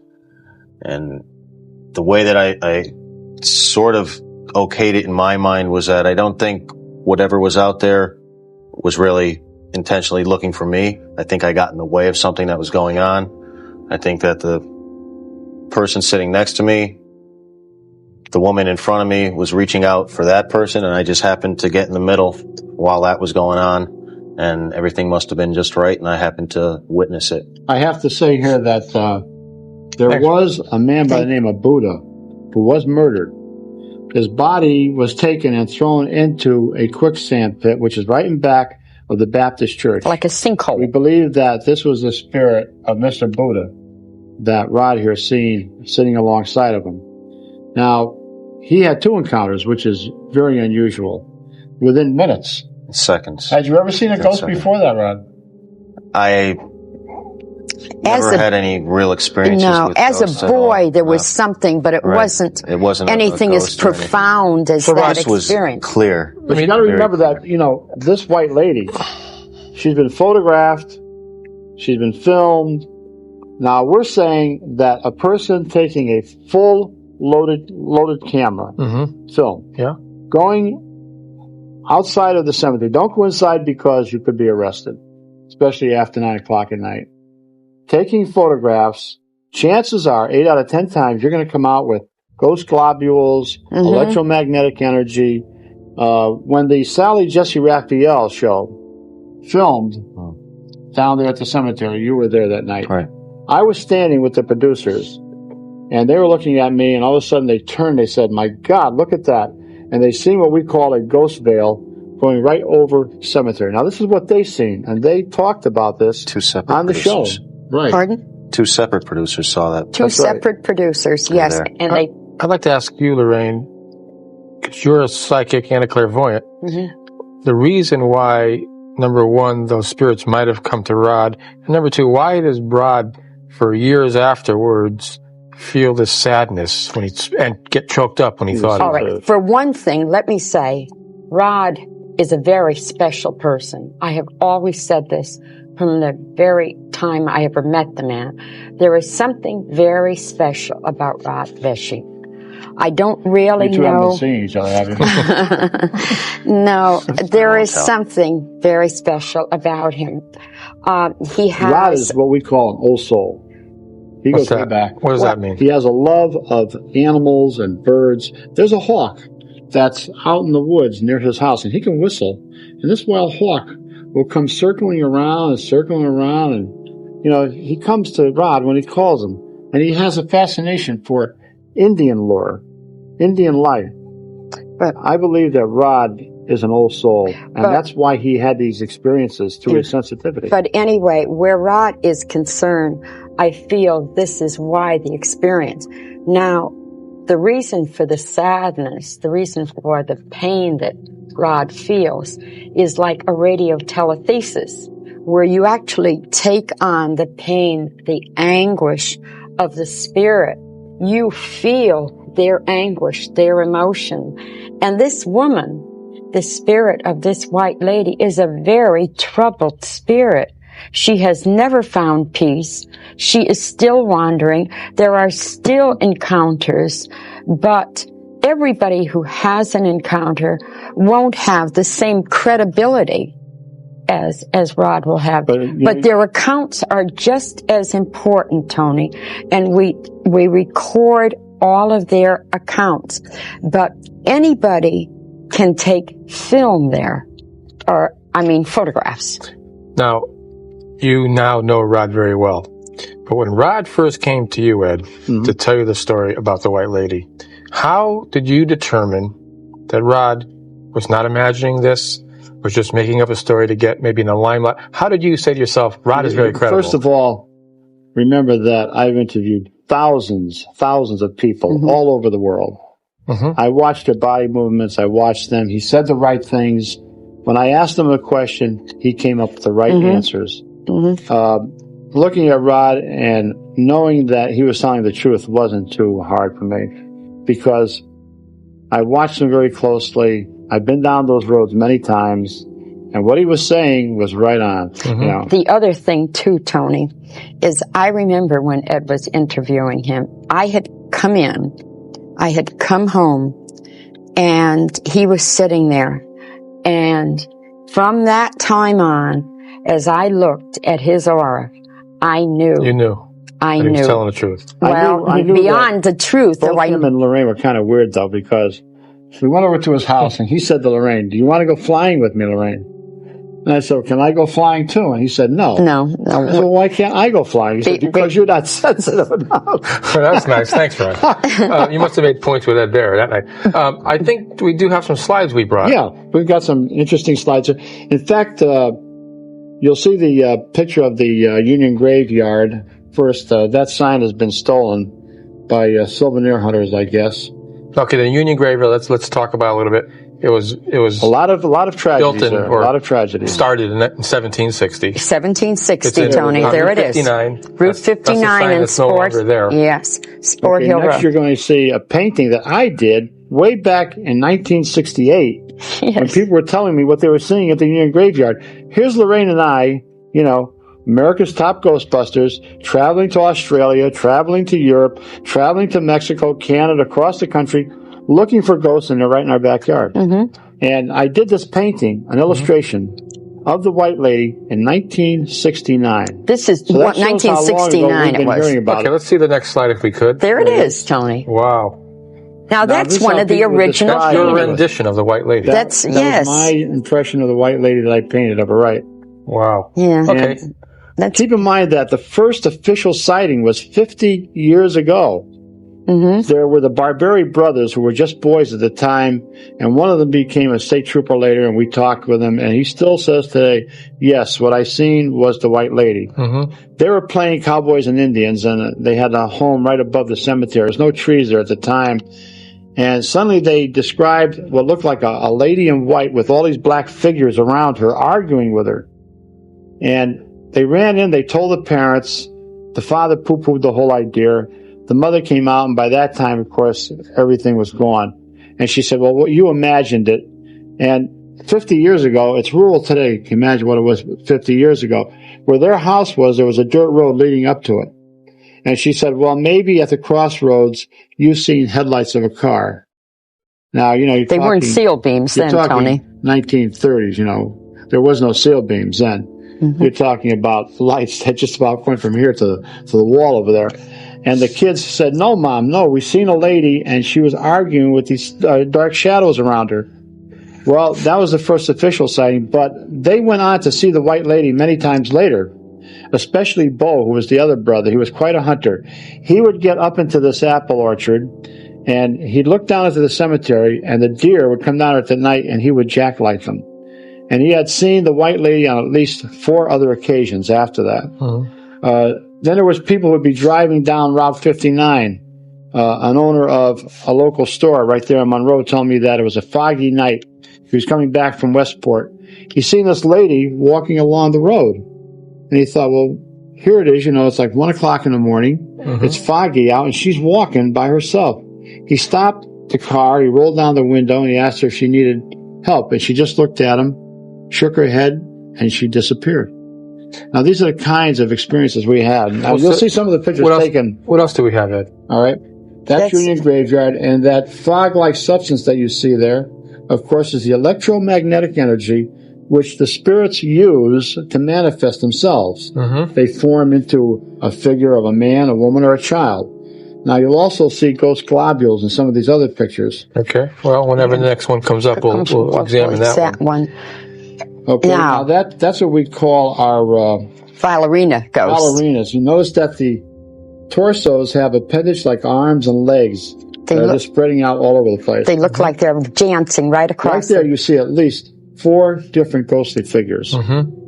Now, this was not seen by the people taking the pictures. Was this taken by a professional photographer? No. These are taken by people from all walks of life, from housewives to high school kids to college to scientists to police officers and right on up. Oh, there are numerous people, Tony, are drawn there, as you know, and they will bring the photos to our attention and tell us about it.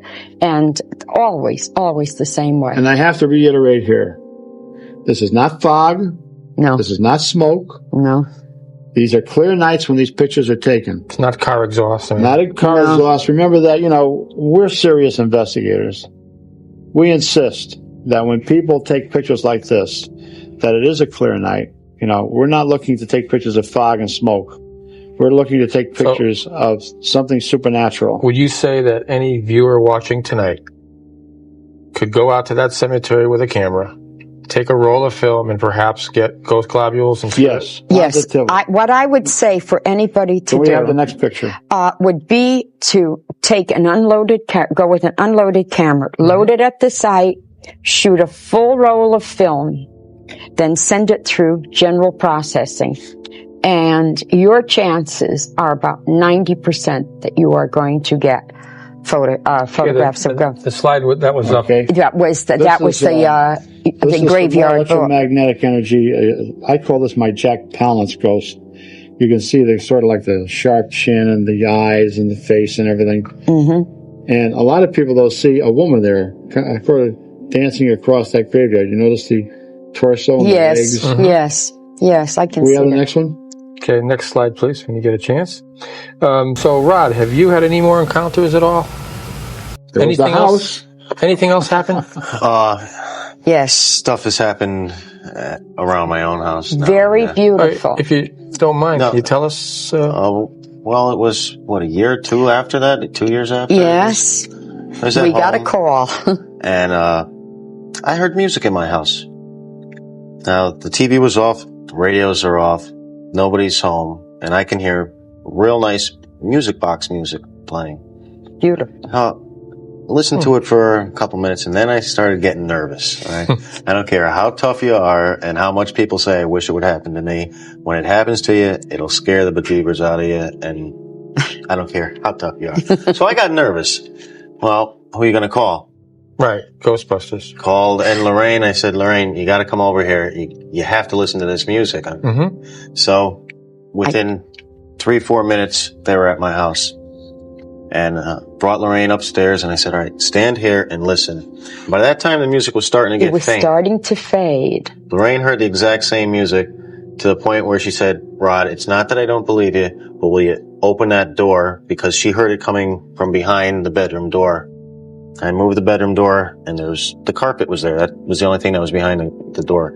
Same exact music. Exact same music I heard. It was beautiful. I didn't hear it. No. What do you think that is, Ed? Well, it's spirit music. It's spirit music. A lot of people will tell you that in a haunted house, they hear music, but they can't differentiate what type of music it is. No, they can't discern. They'll always say that it's kind of beautiful and it's very melodious, and things like that.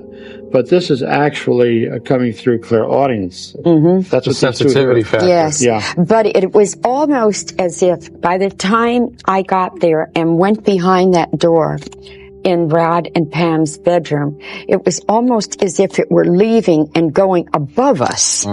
that's how it felt, like it was going above us. One thing I'd like to just digress for one moment back to the white lady with Rod. Can you, for the viewers, describe in detail the white lady and that person that was next to you in the seat? Yeah, well, like I said, the gentleman that was sitting next to me wasn't dirty, but he was scruffy. And, About how old was he? I'd say a hard old 40s, a hard life old 40s.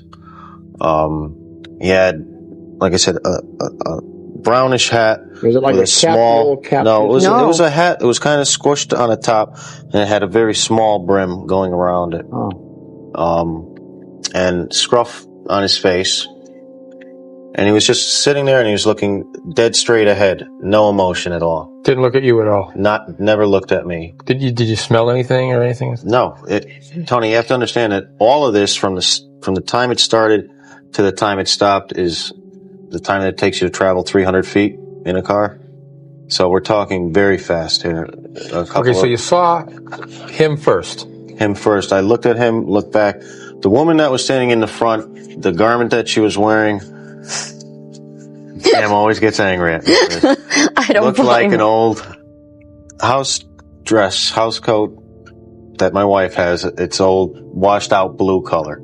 All patches on it. My wife, after I had said this once before, threw it out, and I took it and I have it hidden in a canoe at home. Now she knows. But it was an old, faded, not white, not the classic flowing thing that you see in the movies and stuff. It looked like just an old, washed out nightgown that I'm sure most of the women have one of them at home. And it had a bluish tinge to it. And she had long hair, I'd say mid-length down her back, and her hair was dark. Facial features were not clear at all. That's how I made her hair out, coming right down to about here. You remember how? No age. You couldn't get an age.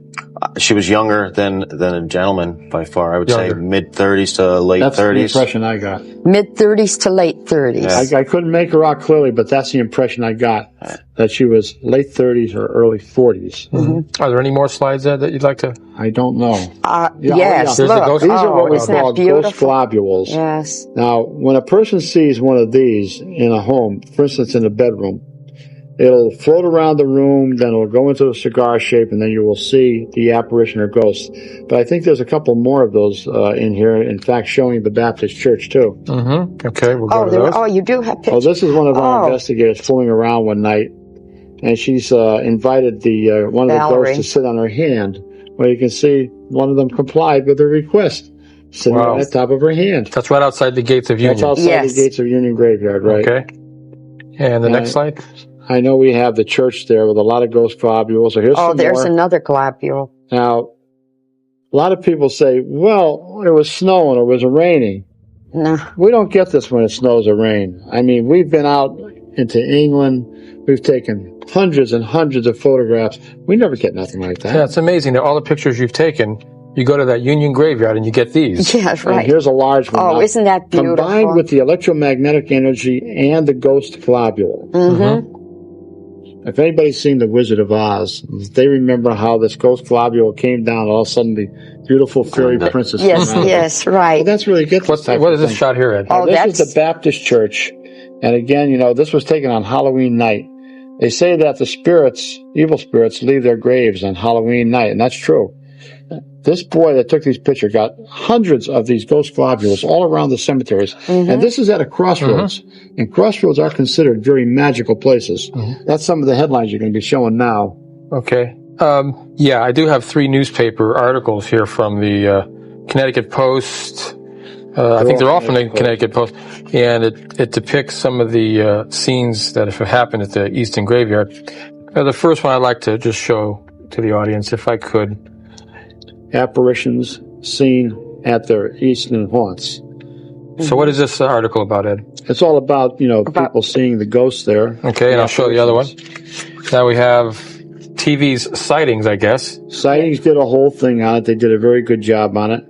And they also had gotten many pictures of the electromagnetic energy. In fact, one of the shots that was taken of one of the cameramen up on top of the truck shows all the electromagnetic energy all around him. And then I think the last one is... This is a warning. Yes. Ghost hunters busted. That means you don't Not go us. into the cemetery Not us. without permission. No, it wasn't us. Without permission, because if you do, you're going to be arrested. You will get I had arrested. a laugh that there was a Navy commander called up one night and said, I didn't really believe in this type of thing. And one night I went to this cemetery with my wife, had all the cameras. I had a real expensive camera. He said, and I'm turning the dials this way and that way. And he said, and all of a sudden I take a picture. And all of a sudden all these lights went all over the place. He said, I never got so scared. He said, I ran out of there. But I found out that there was other people hiding behind the tombstones who were also taking They were flashes. taking pictures, but he thought it was the ghostly activity. We're just about out of time, and I think I'd like to wrap it up by saying that you, too, can see ghosts or pictures of ghosts just by going not very far away from your home. If you could see this broadcast, then you're close to the Easton Graveyard. And I really appreciate our guest, Rod Vesey, tonight for coming out and sharing that with us. And for Ed, for Lorraine, I'm Thanks, Tony Tony. Spera. Thank you, and good night. And luckily for you guys, we have found the footage which Ed captured during his stay at the Union Cemetery. Mind you, the footage is not of the highest quality because it is a very old recording. 1760.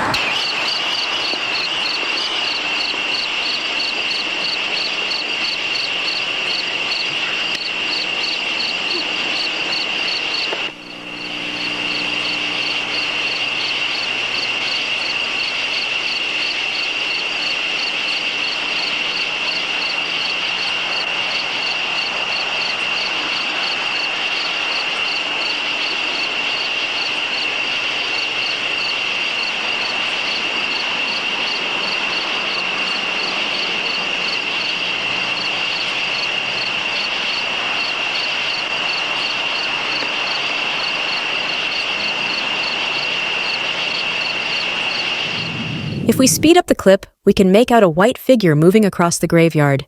This clip gives me chills.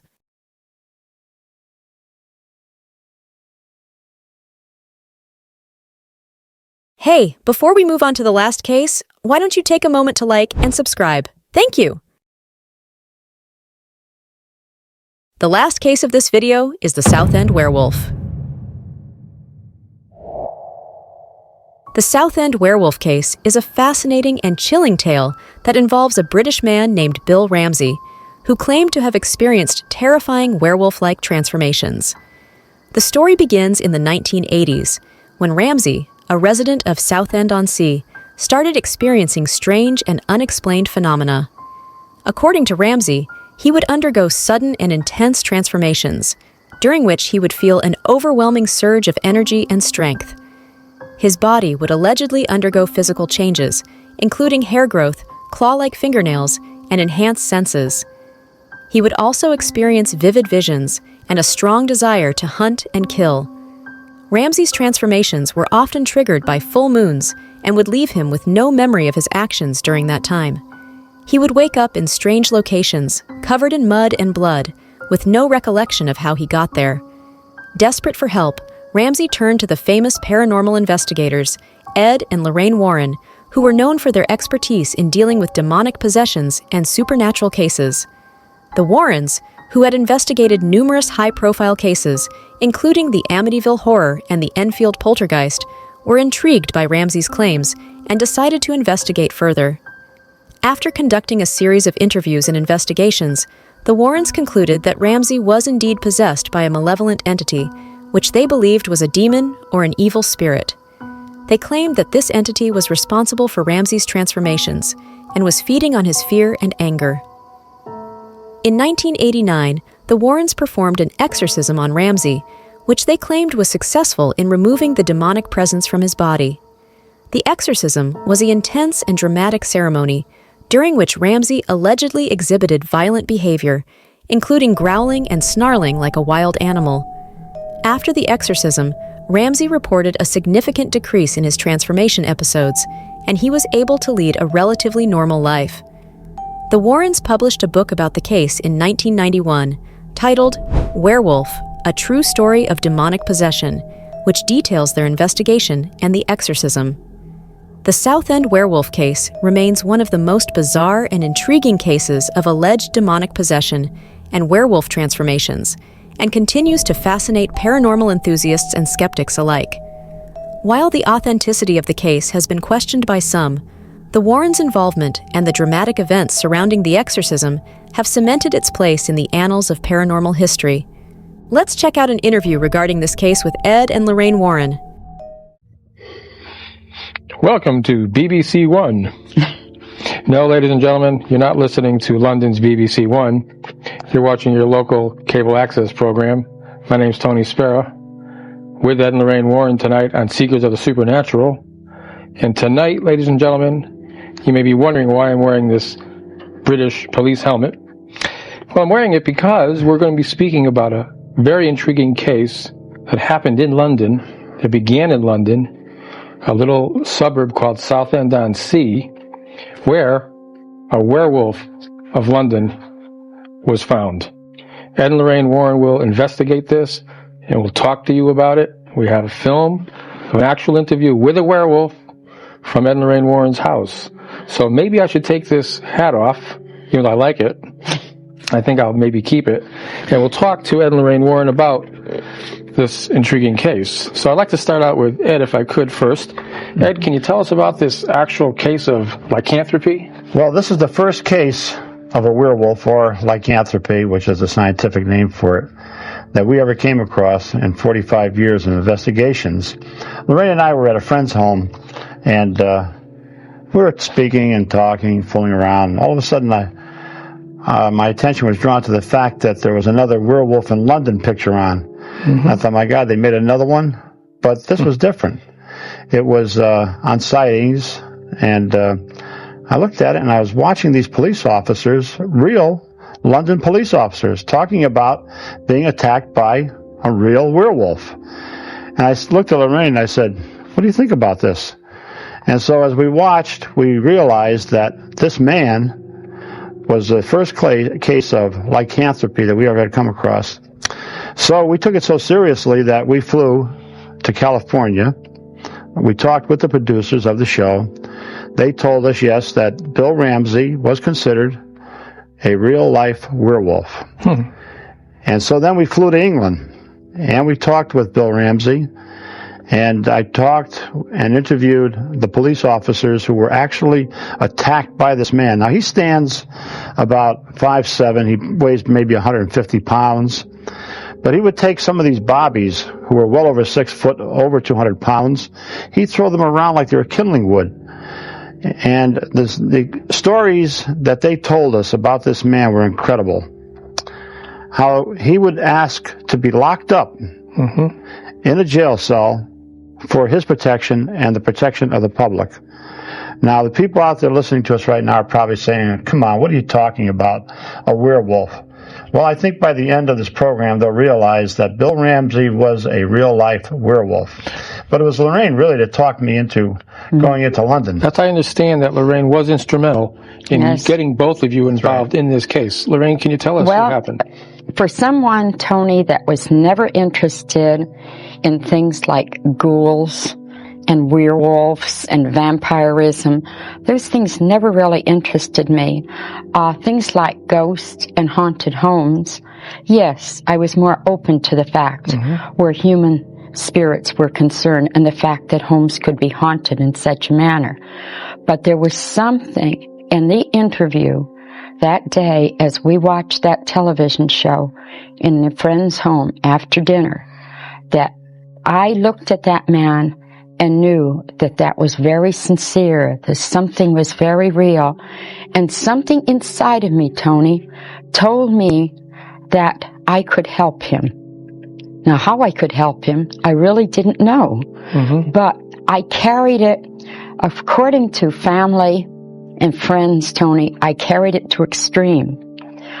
We went to California, and to get the information regarding the exact production company that produced that particular series on that werewolf was very, very, very difficult. Well, I understand you went through a lot of different exercises to get to that point, to know even where that film was produced. Exactly. And then I purchased it for a good sum of money. And that really angered Ed, that I paid that much money for a video of that interview. I understand also that Ed really wasn't too keen on the idea. No, I told Lorraine, I said, even if we find out that this man really is a werewolf, I'm not going to go before the public and start talking about a werewolf. Ghosts and haunted houses and demons and devils are bad enough. But now a werewolf, and in London, who would believe it? Really? But it actually occurred. See, when we got back home, when we got back to Connecticut from California, Tony, I must have played that tape so many times, and I tried to listen to every little thing, but the most important thing were the patches that the men wore, because that was the tip-off that helped me to be able to know. There are 52 precincts in southern London, and in the middle of the night, while we were in London, we flew over to London for that reason. In the middle of the night, which was the quietest time on the highways and roads over there, I went to precinct after precinct. I have to interrupt you at this point. It was a full moon that night. Mm-hmm. We were with Dr. Tony Giangrasso, who's the medical examiner for Fairfield County, and his wife, Betty. And I'll never forget it. A full moon, we're in London, and she's going into these police stations, little places, asking about a werewolf. We were laughing our heads off. And she walked into this first one, and next door was a pub. Guess what the name of it was? The Wolf Pub. Wow. I said, they're going to take her away for sure. No, I didn't really ask them about a werewolf.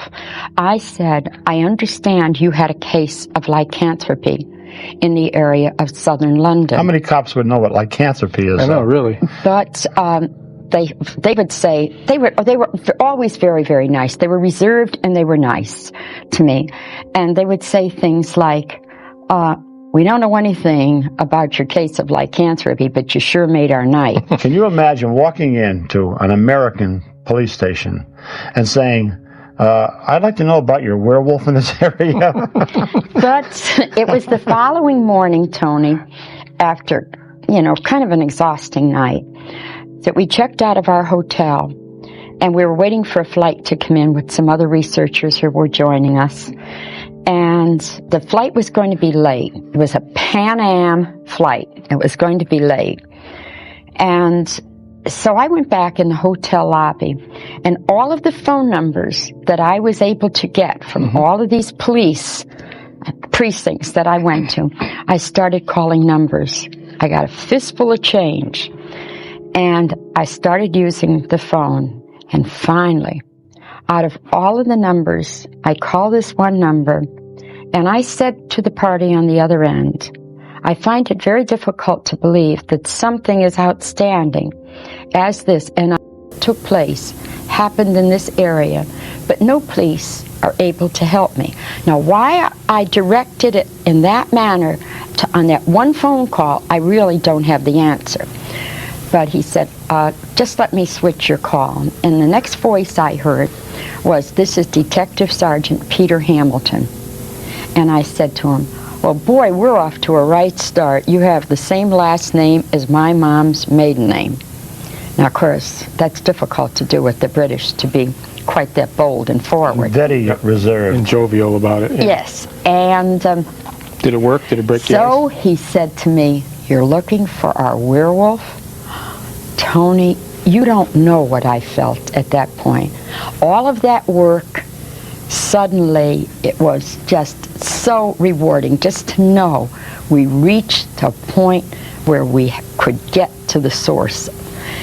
And so he said, his name is Bill Ramsey. He said, he's a man who lives in town, respected guy, nice wife. What's he do for a living, Bill Ramsey? He's a joiner, which is like a carpenter here. He was working at that time, at the time we met him, he was working on the Dartford Tunnel, which is part of the London orbital. And so I'm talking to him for quite a while, and I said to him, Detective Sergeant, I'd love to come and meet you. And he said to me, where are you? I says, I'm in London. He said, I'm in Southend-on-Sea, which is a distance from you.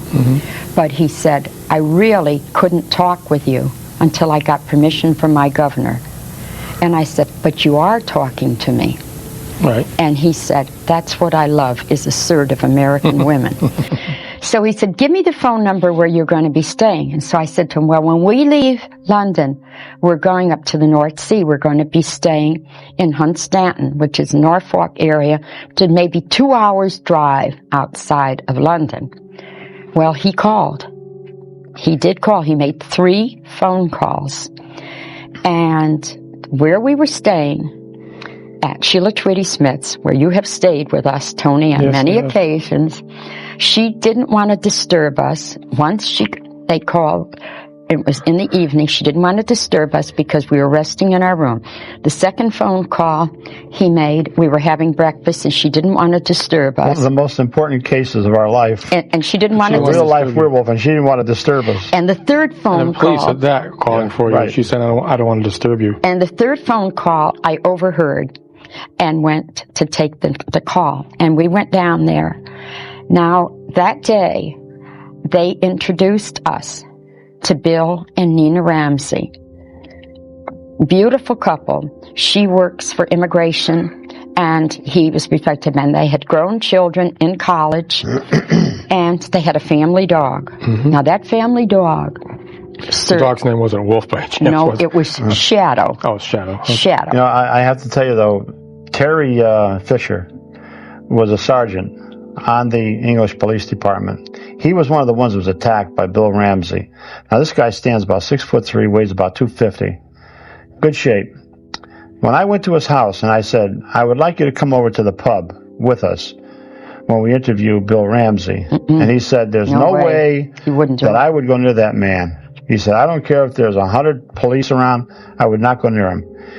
I came as close, he said, to dying as I ever did in any of my experiences in the police department. He would not go near him. I interviewed 2 other police officers. They would not go near Bill Ramsey. And I'm thinking, this guy must be pretty bad. And here we are, we're going to go interview him, just Lorraine and I, in this pub. And I picked out the pub because I wanted it to be like a public place. I didn't want to meet him in some lonely room someplace. No. And another thing was, later on when he came to America, and he was exorcised by Bishop Robert McKenna of the Traditional Catholic Church, Our Lady of the Rosary in Monroe, one of the holiest and pious men that you ever would meet. And he was the only man that we could think of that could really bring peace to Bill Ramsey, free him of this wolf spirit. So we're there, you know, and I'm talking with Bill in Boston. It's a television show. And they gave us adjoining rooms. And Lorraine said, we should leave the door open for Bill so he can walk in and out. I said, Lorraine, this guy went right through the bars of a jail cell, pushed his head, shoulder, and arm through a 12-inch space. I am not leaving that door open. Even after he was exercised. Here's 12 cops can't hold this guy down. And you want to leave the door open for him. To leave a door open for him? I said, no way. But I want to tell you, Tony, you've met Bill Ramsey. Yes. And he's a gentle, beautiful man. When he's Bill Ramsey. When he is Bill Ramsey. But during the exorcism of Bill, on that July day in 1989 in that church, anybody that's listening to this program right now that would find it difficult to believe that such things as a werewolf exist, they should have been in that church that day. I think what we ought to do is show that. I was going to say, I know you brought a film tonight to show the interview of Bill Ramsey. What I'd like to do, I'd like to show it if we could, and maybe talk over the film before it starts maybe, and just fill us in real quick what it's about. Yeah, what we're doing here is now, Bill Ramsey's in our home. Kevin Hogan, who was with a local television station, was there with us. We're talking with him, and he's asking Bill about how all of this came about. Bill Ramsey tells him when he was a boy, an experience that he had one summer afternoon. It was a hot day. He was in the backyard of his home. His father was a soldier I think they call him Master. No, Major. Major at Arms? Sergeant Major? Sergeant Major. Tough guy. And so young Bill went out to the backyard, and he said suddenly it became very icy cold, and there was this sort of stench of something dead. At that point, he didn't remember anything, but his mother and father, looking out the window, said that this boy, this little thin kid, picked up not barbed wire, but chicken wire that had been attached to posts and cemented, and ripped them out with his hands and tore the wire with his teeth. Now, that's impossible to do, but that was the first official report of him changing. Okay, well, anytime that film is ready to queue up, I think we should get it going. Queue up, you hit it right. I believe it's about... Queue up. Queue up. That's what they say in England, Tony. Queue up. I think we'll queue up that film anytime Rob can get that film going. Now come to believe possession started was when I was 9 years old. Suddenly the temperature just dropped completely, like midwinter. Freezing cold. And there was a terrible stink coming in the air, like a sewer had backed up or something. Then I just literally flew off the handle, although I was mad at somebody. Just went into total rage, and I mean a rage. Up until 2 years ago, Londoner Bill Ramsey didn't know why he would attack people, just like the Wolfman in the movies. Even a man who is pure in heart and says his prayers by night may become a wolf when the wolfbane blooms and the autumn moon is bright. I had a very big bad attack and nearly killed a police officer at Southend Police Station. That was in 1987, July 1987. Ramsey was put in an institution. They ran all their tests, the brain scans and all this kind of stuff, but all the brain scan can really tell you is not what's wrong with you, it's really what isn't. Ramsey said it got to a point where he can actually sense a change coming on, so he would drive himself to the police station and the bobbies would lock him up. In here, he says, is where others would be safe. But the English tabloids found Ramsey and hounded him to reveal his real-life folklore of a man-wolf. He exhibited superhuman strength. That was an indication to me that maybe that was of a demonic nature. Thousands of miles away in Monroe, Connecticut, ghost hunters Lorraine and Ed Warren heard about the Ramsey case. The typical werewolf, all of a sudden, the fangs come out, the hair comes out, the full moon. I said, that's not the way it is.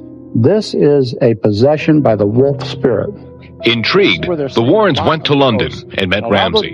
And after studying his case, they concluded the only way to rid Bill of his curse was through the religious rite of exorcism.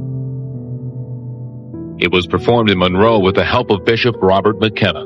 Otherwise, they sat him in the front pew and in front of the altar and in an armchair and strapped him in it. I had absolutely no faith in it whatsoever. I thought it was bunkum, stuff for the movies. I remember him approaching me and making the sign of the cross, and I started to shake. He would crush his hand, he would hold his hand like this, there were claws, trying to resist the exorcism. And then he put his stole he was wearing around his neck, and he wrapped it around my head, and I don't really remember too much. And then it was over. Maybe it was ordained to be me, to make people aware that this demonic possession thing does happen.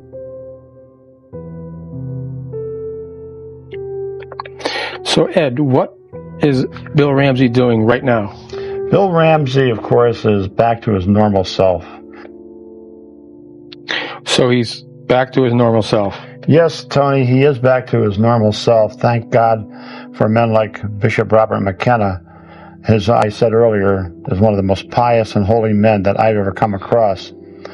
He is a traditional bishop of Our Lady of the Rosary Chapel in Monroe, Connecticut. And if you've seen these nuns there, and you see these priests that are there, these go back many, many years. Very, very knowledgeable, very experienced in this area of work. And I've seen Bishop McKenna help many people. In fact, I have to say that most of the exorcisms today in the United States occur right in that church, Our Lady of the Rosary Chapel. Well, he's with the traditional church, correct? Yes, traditional he's church, a traditional right? The old ways of the Catholic religion. And if it were not for Lorraine and for Bishop McKenna, Bill Ramsey might be in a mental institution today. He might be dead. He might have killed somebody. That was one of his worst fears, that he would kill somebody or hurt somebody so bad, and he would know nothing about it at all. And lycanthropy is a type of a disease, but in this case, it was an actual possession. Now, when we talk about the wolf spirit, this means that he would react as a wolf would react. He had the strength of 50 men. I mean, this guy did feats that nobody could ever imagine. And, you know, every legend has fact behind it someplace. Your vampires, your ghosts, your werewolves. So Bill Ramsey is the only case that I know of that was a true case of a werewolf. Mm-hmm. So lycanthropy then is the possession by the wolf spirit? By the wolf spirit. The wolf spirit in this case would be a demonic spirit. Mm-hmm. The Indians believed that it was an actual wolf spirit, an animal wolf. There are weird tigers. There are weird hippopotamuses. Father Michael Alemi of Nigeria, Africa, worked with Lorraine and I years ago.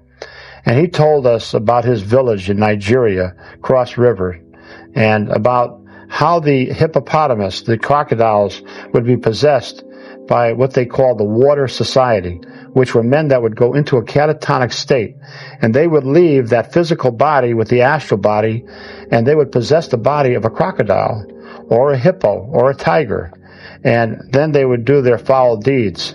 But this, of course, was different than what Bill Ramsey had occurred to him. Mm-hmm. He was possessed by a demonic spirit, which was called the wolf spirit. And that's why the exorcism by a Catholic priest was successful, Tony. And about the most pious Catholic bishop that I could ever come across. Mm-hmm. Lorraine, anything you'd like to add or summarize as far as the Ramsey case? I know this was your baby. Oh, it was, Tony. You have no idea how proud I am of this case.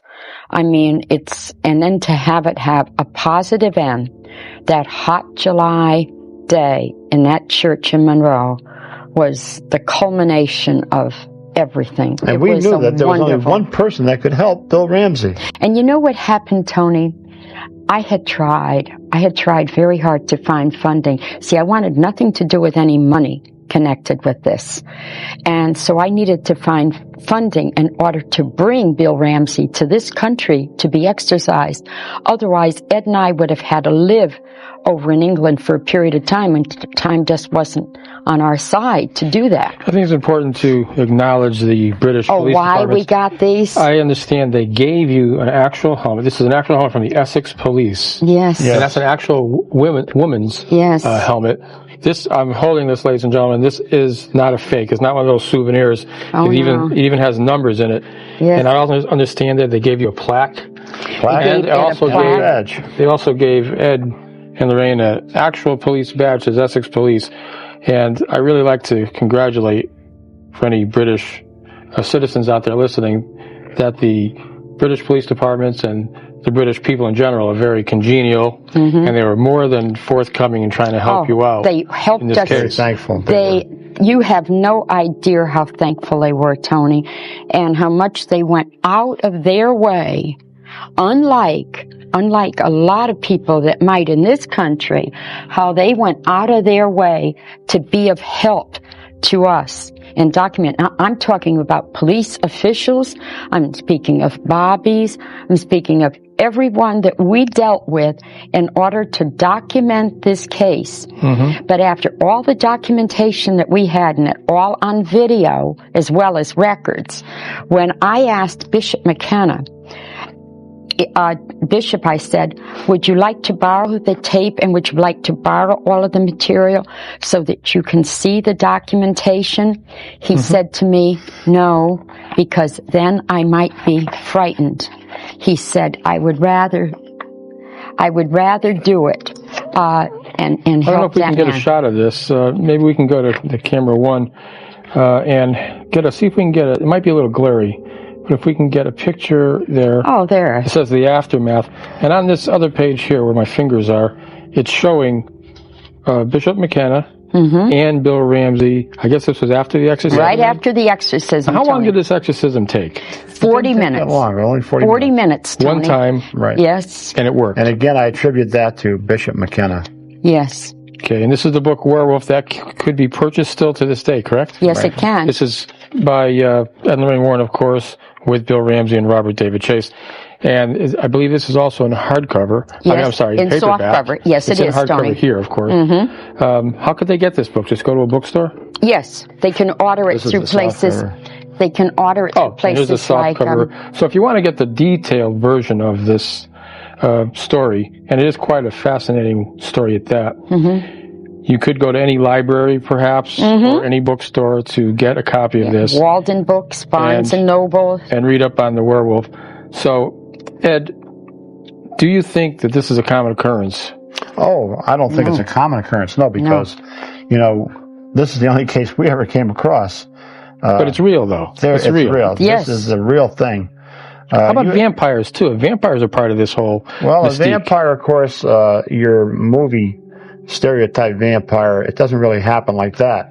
But there are such things as vampires, and we'll be talking on that in about 3 weeks. We'll be going over the whole vampire scene. A man by the name of Cal Banny, a vampire, was buried in their grave in Old Greenwich Farms Cemetery. Was there something wasn't there something up in Woodstock, Vermont? Woodstock, Vermont. Yes. A man by the name of Curtis, who was claimed to be a vampire by 7 medical doctors, including the director of the medical school in Woodstock, Vermont. So we'll be talking about vampires. People could also even get books on that subject, correct? Oh, yes. Like what was that book you told me about that had that vampire in it? Was it Tales of New England or something like that? Oh, Mysterious New England was Was that in there? Was that? Yeah. Yes. So anybody can go to the library and look up these cases. They're actual cases. Oh, yes. Fascinating cases at that. They're not just ghost stories either. Oh, no. So I'd like to just finish the program, if I could, with our traditional quest that we have to help people. In fact, how would people contact you? In fact, Tony, if anybody out there looking at us right now feels that their house is haunted, they can call on us, and we'll be glad to go out there, talk with them. Or if they've had some interesting experiences they'd like to come on the program here and talk with us about. Okay, so how would they go about getting on the program? I guess they would contact you Yes, at they P.O. contact us, but they don't have to go on the program. They can remain anonymous. At P.O. Box 41, Monroe, Connecticut. Local, yes, 06468. And we really appreciate these programs because we've been getting a lot of feedback. Yes. And the cable company has been gracious enough, of course, to have this time with us. So next week I know is going to have a very good program also. It's a surprise. So until next time, I am Police Officer Tony Spera from the British Police Department. And along with Ed Warren and Lorraine Warren, I'd like to thank you all tonight for tuning in. They call them constables, that's correct. I stand corrected. Good night. Good night.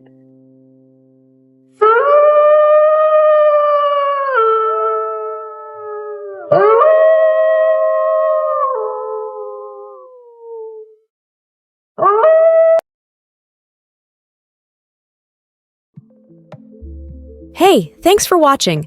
Let us know your thoughts in the comments section below. This is your host signing off. Goodbye.